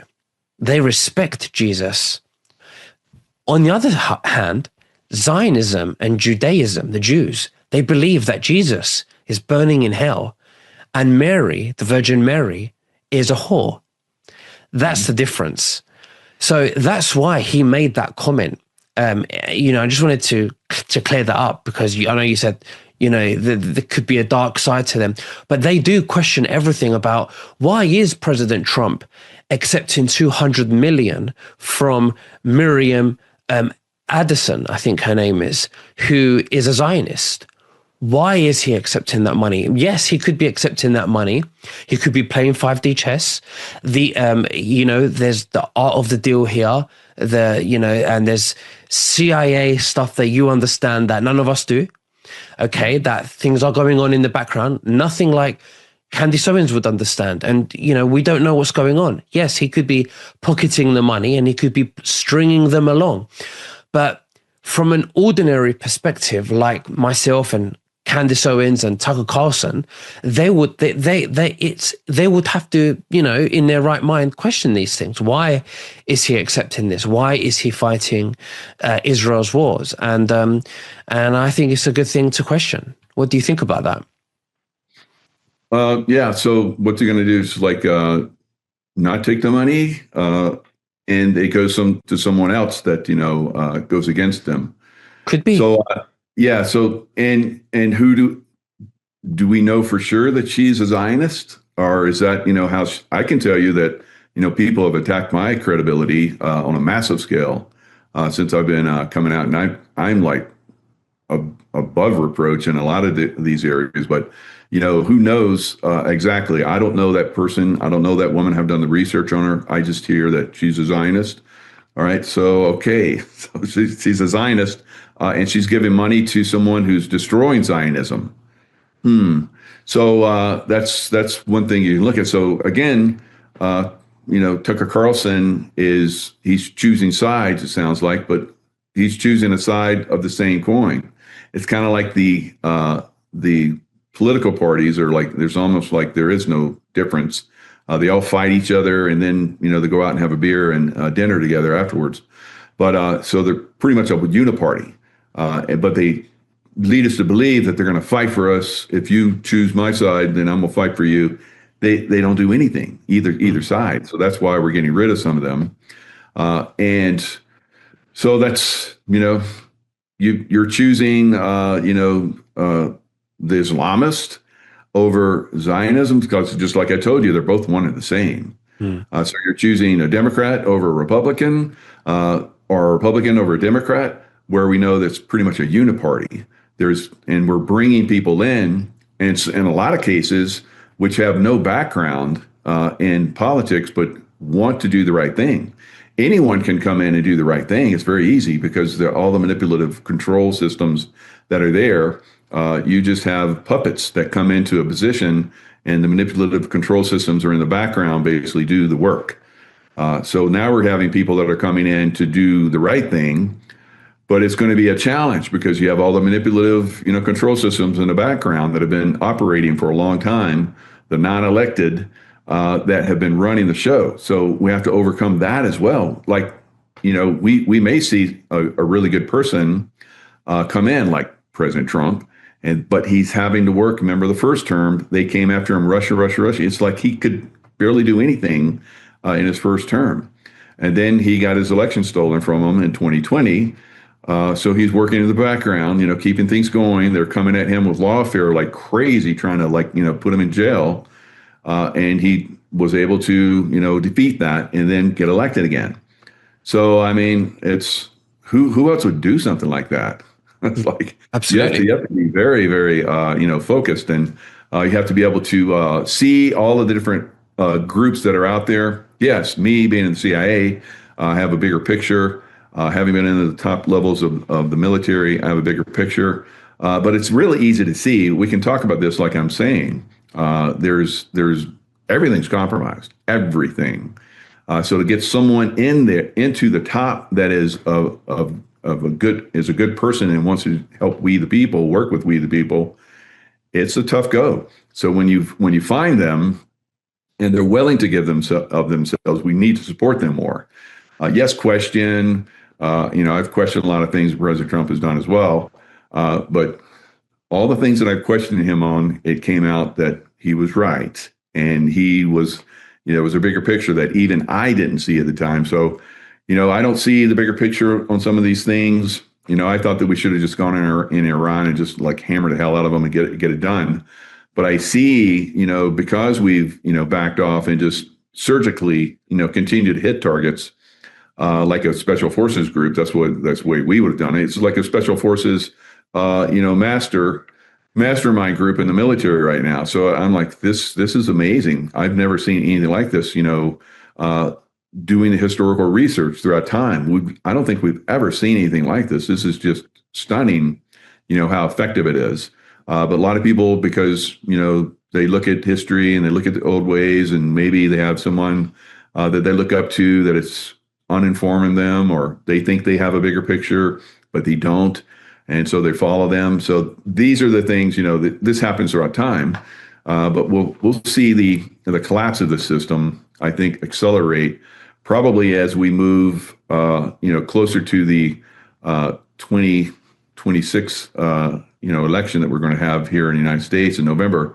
So we saw, and this is what I love about the UK, because when we saw with, this UK basically came in and voted for We the People, I believe, and Keir Starmer is almost completely gone, has very, very little support. And so he's staying there, and he just keeps destroying himself. Every time he speaks, he destroys himself a little bit more. And people are starting to see a bigger picture. Maybe that's why he's staying. So we can help more people wake up. And that's what we saw with Biden. When Biden came in, it's like, all right, this is going to be a big wake up call for a lot of people. Yeah. Just how corrupt and how evil this political system we have in the United States, especially on the Democrat side, is. So 100% agree. I do think that Keir Starmer is the Joe Biden in the UK in his own right to wake people up. Absolutely. I do think that. That's good coming from you. Thank you. Yeah. The other thing I want to say is I want to go into a little bit of spirituality before we finish up. And I want to say that there's a lot of channeling going on by a lot of spiritual people. And they're all saying very similar things, how the new earth is here and we're entering this new frequency, this Christ consciousness, the return of Christ consciousness. Mm-hmm. And I think that what we're going to experience is a slow collapse of the control system, and it's slowly crumbling. And everything that you're talking about today obviously reflects that. And what do you think about that?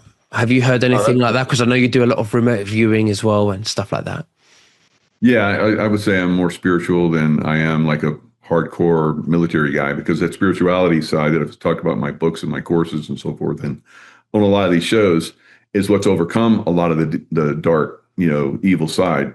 So yeah, I agree with you. It's a process. So we bring in truth, we bring in light, and instead of like I talk about, like I'm hardcore, military guy, I could go in and just like I could take down, Iran in a few days, but because we're doing it nice and slow and methodical and easy, we're allowing more people to wake up. We're allowing more people to get involved. I see the bigger picture of that now, and that's a spiritual way to do things. And I think across the board, we're allowing people to see, just how corrupt, how evil a lot of these systems have been against us. And when we expose them and they collapse and all the money dries up and the people that were manipulating and paying people off to do evil, the money's no longer there. And so that system just collapses. Instead of coming in and hammering it and hammering all the people that were involved in it, we're just letting it collapse, and it It just disappears. I think it's magnificent. Yeah. So that's definitely a spiritual thing, spiritual awakening process that's going on for the world right now. Do you feel something different is in the energy? For an example, I sometimes feel detached from reality, and I feel, sometimes I feel that my reality is a bit dreamy sometimes. And I feel that it's all background noise. I feel there's a lot of calm. And then but sometimes I feel I love being on my own a lot of the time. But then I feel that I was going to say, I feel that I crave a lot of, sometimes I crave stimulation, I don't know if it's because we're experiencing the dissolving of our identities, or, what do you think about that? Yeah, that's a very good point. And I've been through that process many times. And usually I have gone into the wilderness. Of course, I'm surrounded by wilderness now, so it's very calming, And so when we go through this process of letting go of all this other stuff, it's a lot easier. A lot of people get caught up in the craziness of it, and they get crazy. I say, like you, just take a step back, stay calm, stay centered. Don't go one way or the other. So if you're in that centered realm, you're not letting your consciousness get captured and controlled and manipulated. So some people have to have complete control. That's an extreme. And then some people just get wigged out. They're just like, their minds just go crazy and chaos and everything. Some people like that. Some people like to have control, but those extremes are not, the perfection that we're looking for in the future. So that realm that you're in, we're trying to help people get there so that they can see through all of the manipulations and control systems and chaos that are trying to create fear and all that stuff. So we can see through that, stay centered, work together, and create the future that we all want. Absolutely. Michael, it's been an absolute pleasure having you on, like always. Is there anything else that you'd like to say to the viewers before we finish? Yeah, always, stay in that love vibration, stay in that love centered, because it allows you to, tap into higher consciousness sources and stay centered during this, this movement, as we were just talking about, through the chaos and through the control systems. Absolutely. Thank you, Michael. And we'll speak again very soon. You take care. The Democrats are stealing another election. How about that? It's so funny how it's strange. Why would they do it again? Why wouldn't they? Because they weren't arrested and thrown in jail and executed the last time they did it. So they're doing it again. They're doing it in California. We're seeing votes for Pratt basically being stolen. Votes are coming in, and none of them are going to Pratt, but they're going to his opponents. All right. So eventually, day by day by day by day, all the way into July, several weeks away, they will have eventually gotten to the point where Pratt and Hilton are not even in there anymore, right? Now, President Trump has spoken out and said that they're stealing the vote. He's going to have the Department of Justice look at it in Los Angeles. And of course, the press is like, saying he has no proof of that and so forth. We're going to show you proof of that. It is real, and it definitely needs to be investigated, like I did. And she said that she told her friends that it would last, 5 to 6 years. Boy, she was accurate, wasn't she? Right? So it's still going on. So we talked today, and, Root Wellness is, definitely what I've been using, what a lot of people use.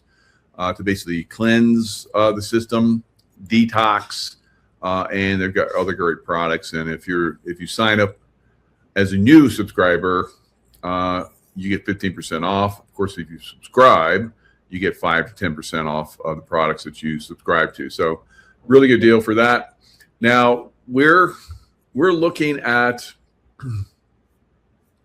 some anomalies out there, and I want to show you guys one of those anomalies. All right. So we know there's a lot of people that are claiming to be truthers that maybe they're clones or, something else.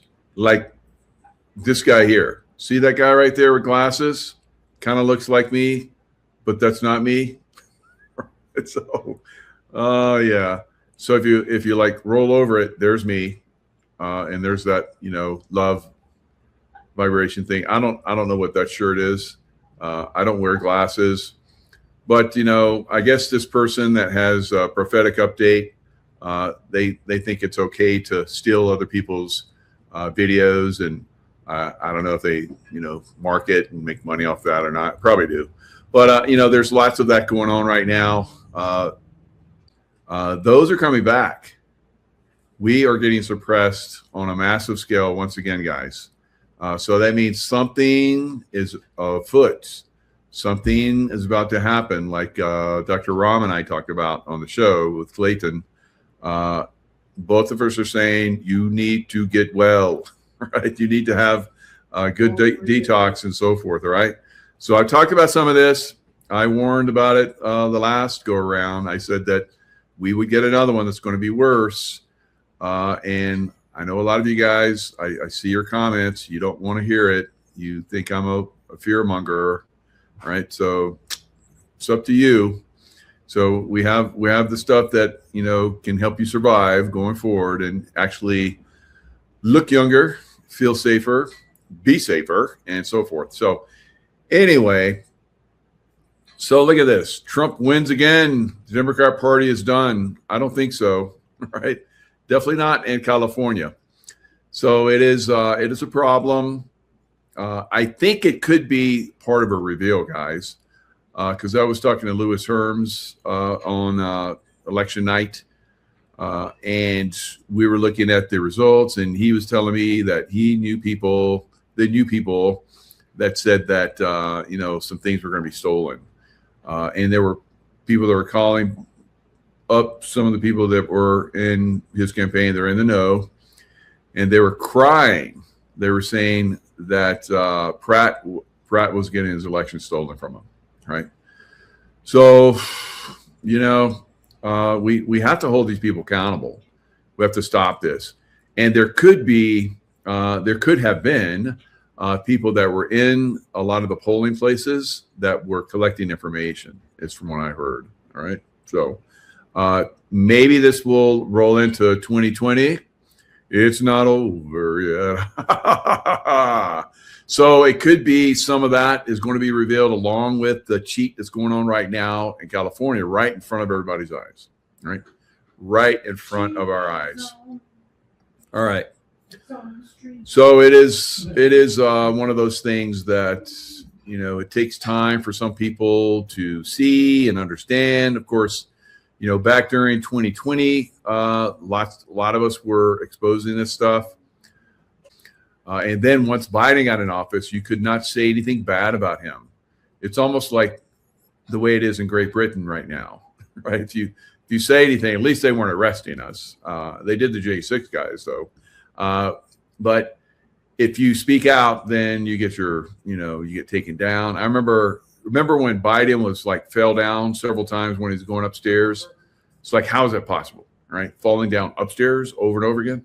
All right. So there was a meme that was going around where President Trump was on the golf course and he was hitting the ball, and it showed it hitting Biden in the back of the head, and he'd fall down, and then he'd get back up and Trump would hit another ball and hit him in the back of the head. He'd fall down again.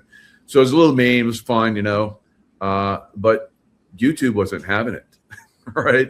They took that video down all I did was post that meme. That was all over the internet, and everybody's laughing about it. But YouTube, no more. All right, no more can you make fun. There's no joking here about Biden. Of course, we still did on other platforms, but it is happening again. It's happening again. Massive suppression on YouTube, on Facebook, on X of all places. All right, I've seen my number on X. I don't know if I got something 86,000 something.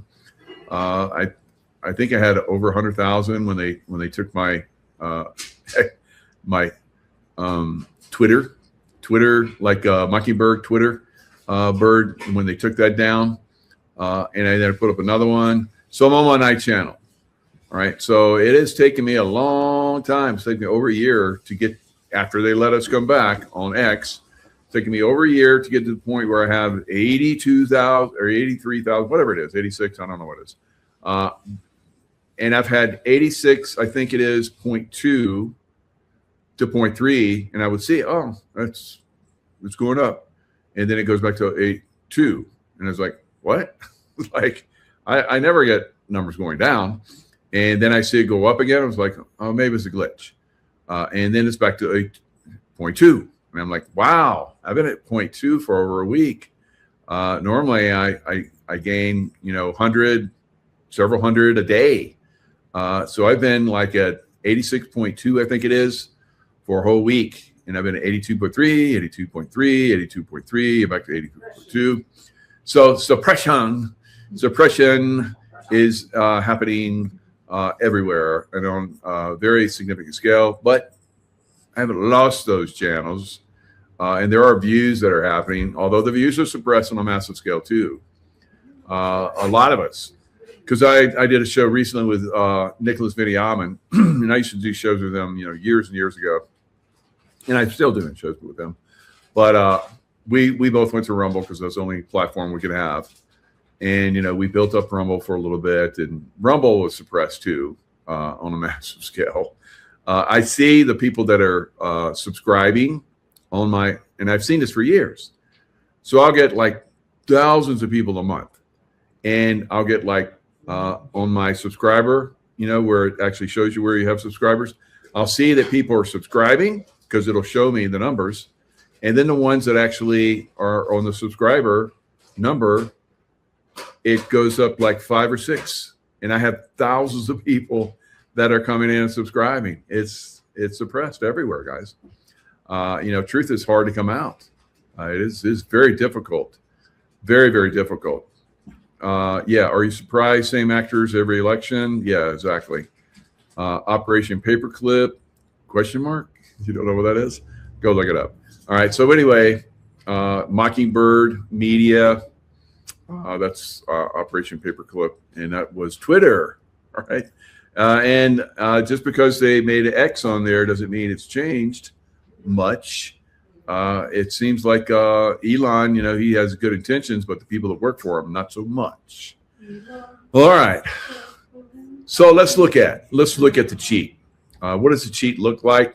It's very obvious. It is there for everyone to see, and we're gonna show it. All right. So this is back in 2020. This is Wisconsin. It says, remember Wisconsin? I do. Last night, I watched one single election batch of almost 25,000 votes get distributed to every single LA mayoral candidate except for Spencer Pratt. So let's look at this. All right. Spencer Pratt, here he is over here, 86,323. Karen Bass, 38.1. Her numbers are going up. His are going down. Hers are going up. All right. So 86,323. Look over here, 86,323. But a batch of almost 25,000 comes in. And as you guys can see, Karen Bass numbers went up. She went from 38.1% to 39.1%. And Spencer Pratt went from 27.9 down to 25.9. And Nithya Raman went up to 21.4. So she got another almost 10,000, and Kiribati got I don't know 20,000 almost, or 13,000, whatever.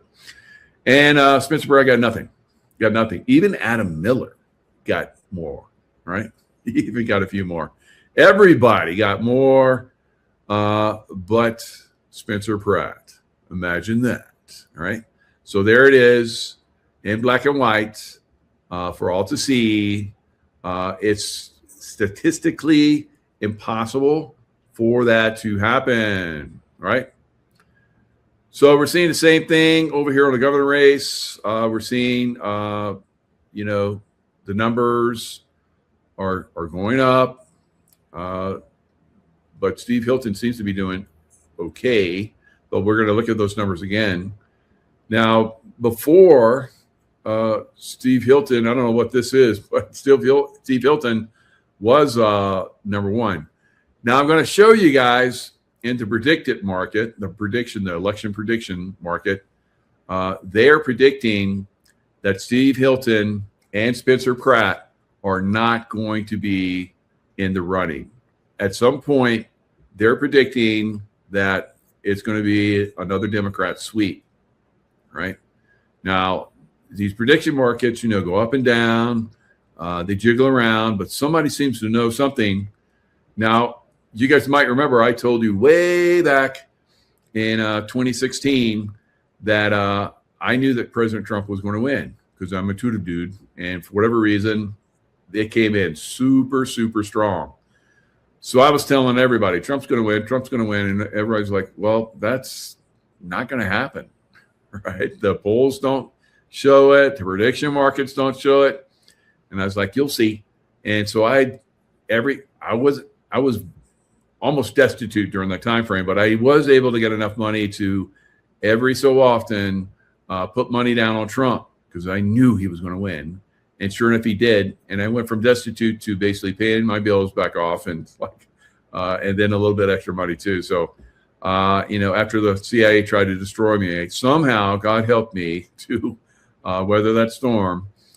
But anyway, we're seeing, this thing slowly sliding away.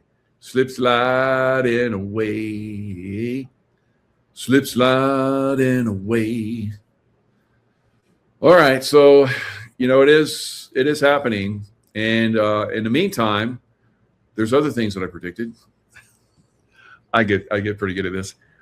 So I said that Marjorie Taylor Greene was a man. I don't know about that, but I did say that. Maybe that'll come out too.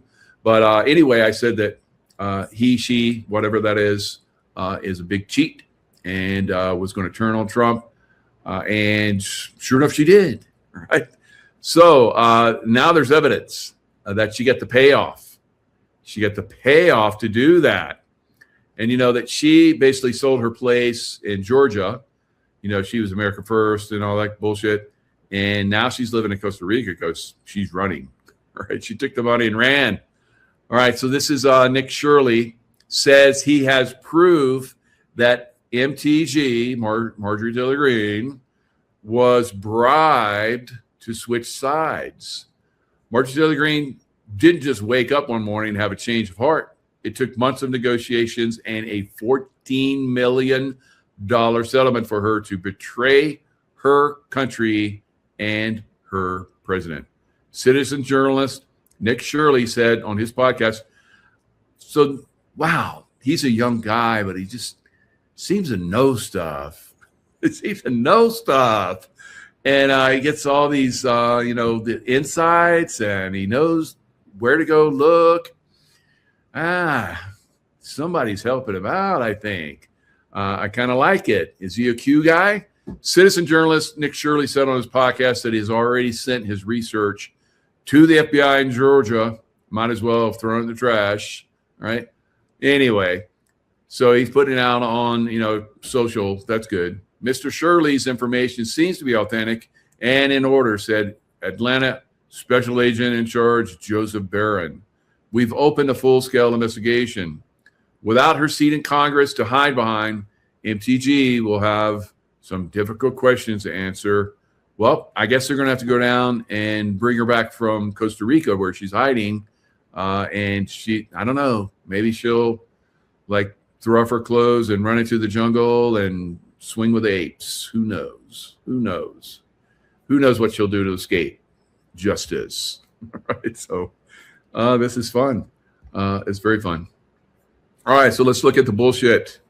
Let's look at the way these guys are stealing. Now, I want you to look at these numbers. This was basically the night of the election. And of course, California does not get results for a month later, right?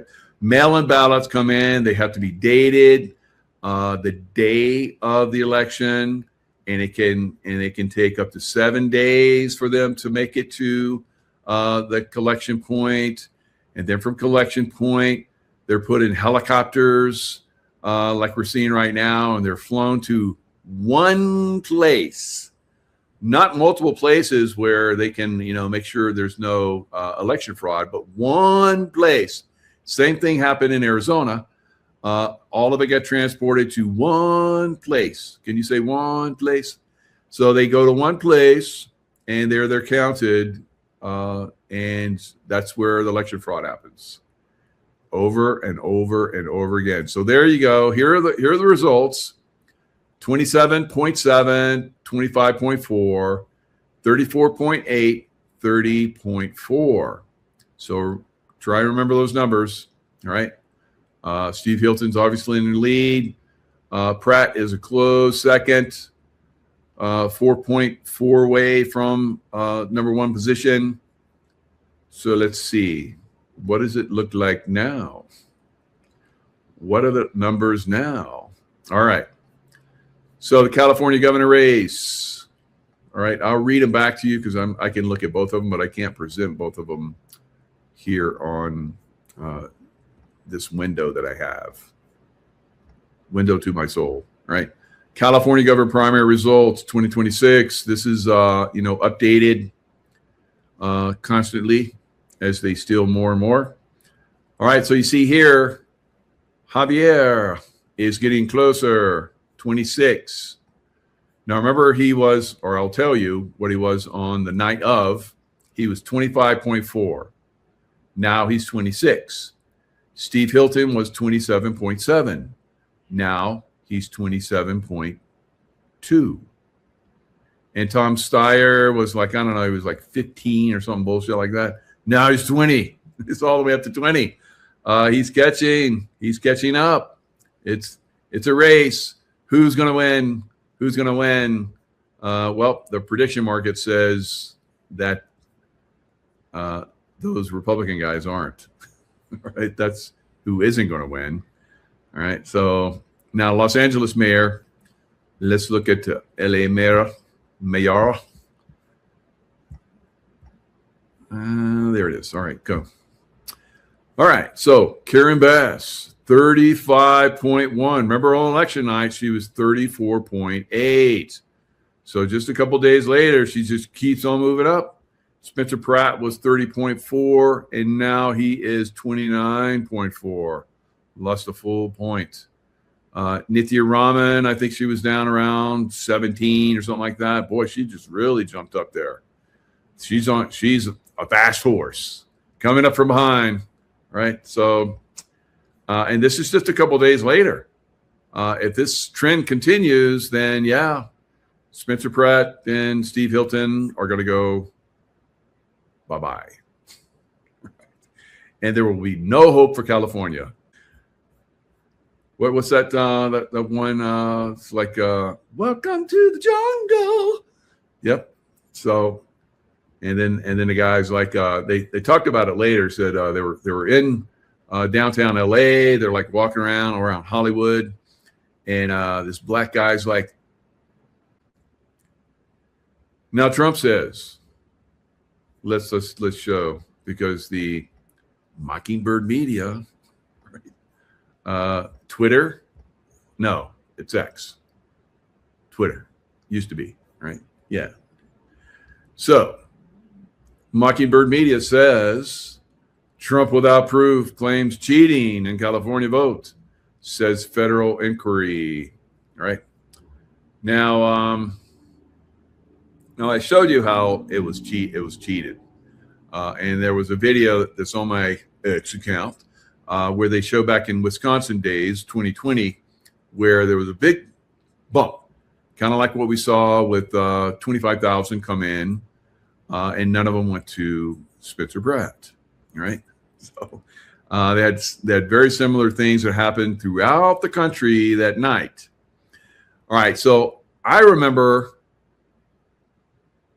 before I went to bed, because remember I said I voted on Trump 2016, but I was never quite sure that Trump was going to win 2020. I was never sure. Right.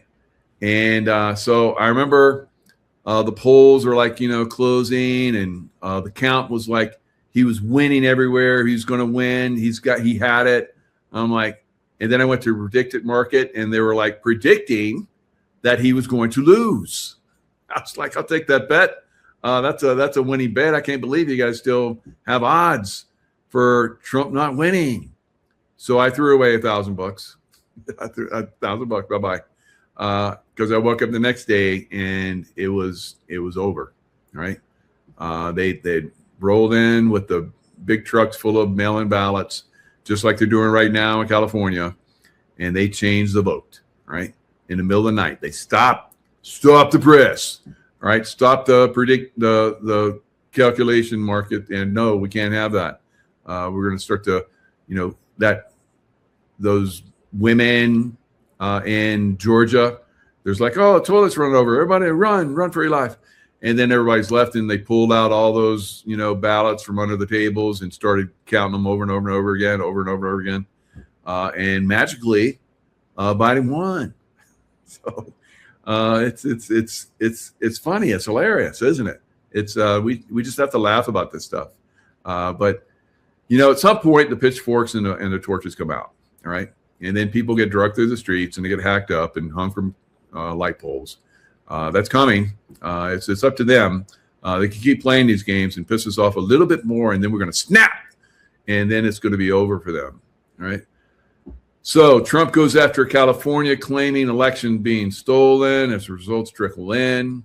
Trump alleges California primary election theft amid delayed mail ballots. All right. So Trump accuses California Democrats without evidence.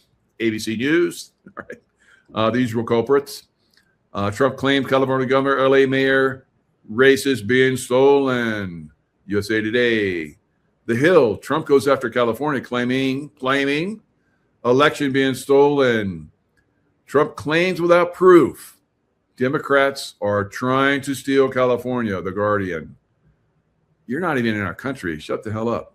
All right. New York Post. Trump claims Dems trying to steal California primaries. Launches investigation. All right. So what will come of it? All right. Then we launched investigations during 2020. Yeah. All right. Well, nothing happened. Is it going to be different this time? I don't know. Because if we looked at the predictive markets, and these guys, when it comes to making money, right? Now, of course, I made money on them. Now, you remember I said 2016, Trump's going to win. 2020, I was like, and then on election night, I was like, yeah, I'm just going for it. I didn't tell anybody, right? I didn't tell everybody I was going to lose money because I didn't know I was. I thought it was like a sure bet. But I did lose money. And so when we had 2024, I said, Trump's going to win. Get out and vote. Vote early. If we all vote early, he will win.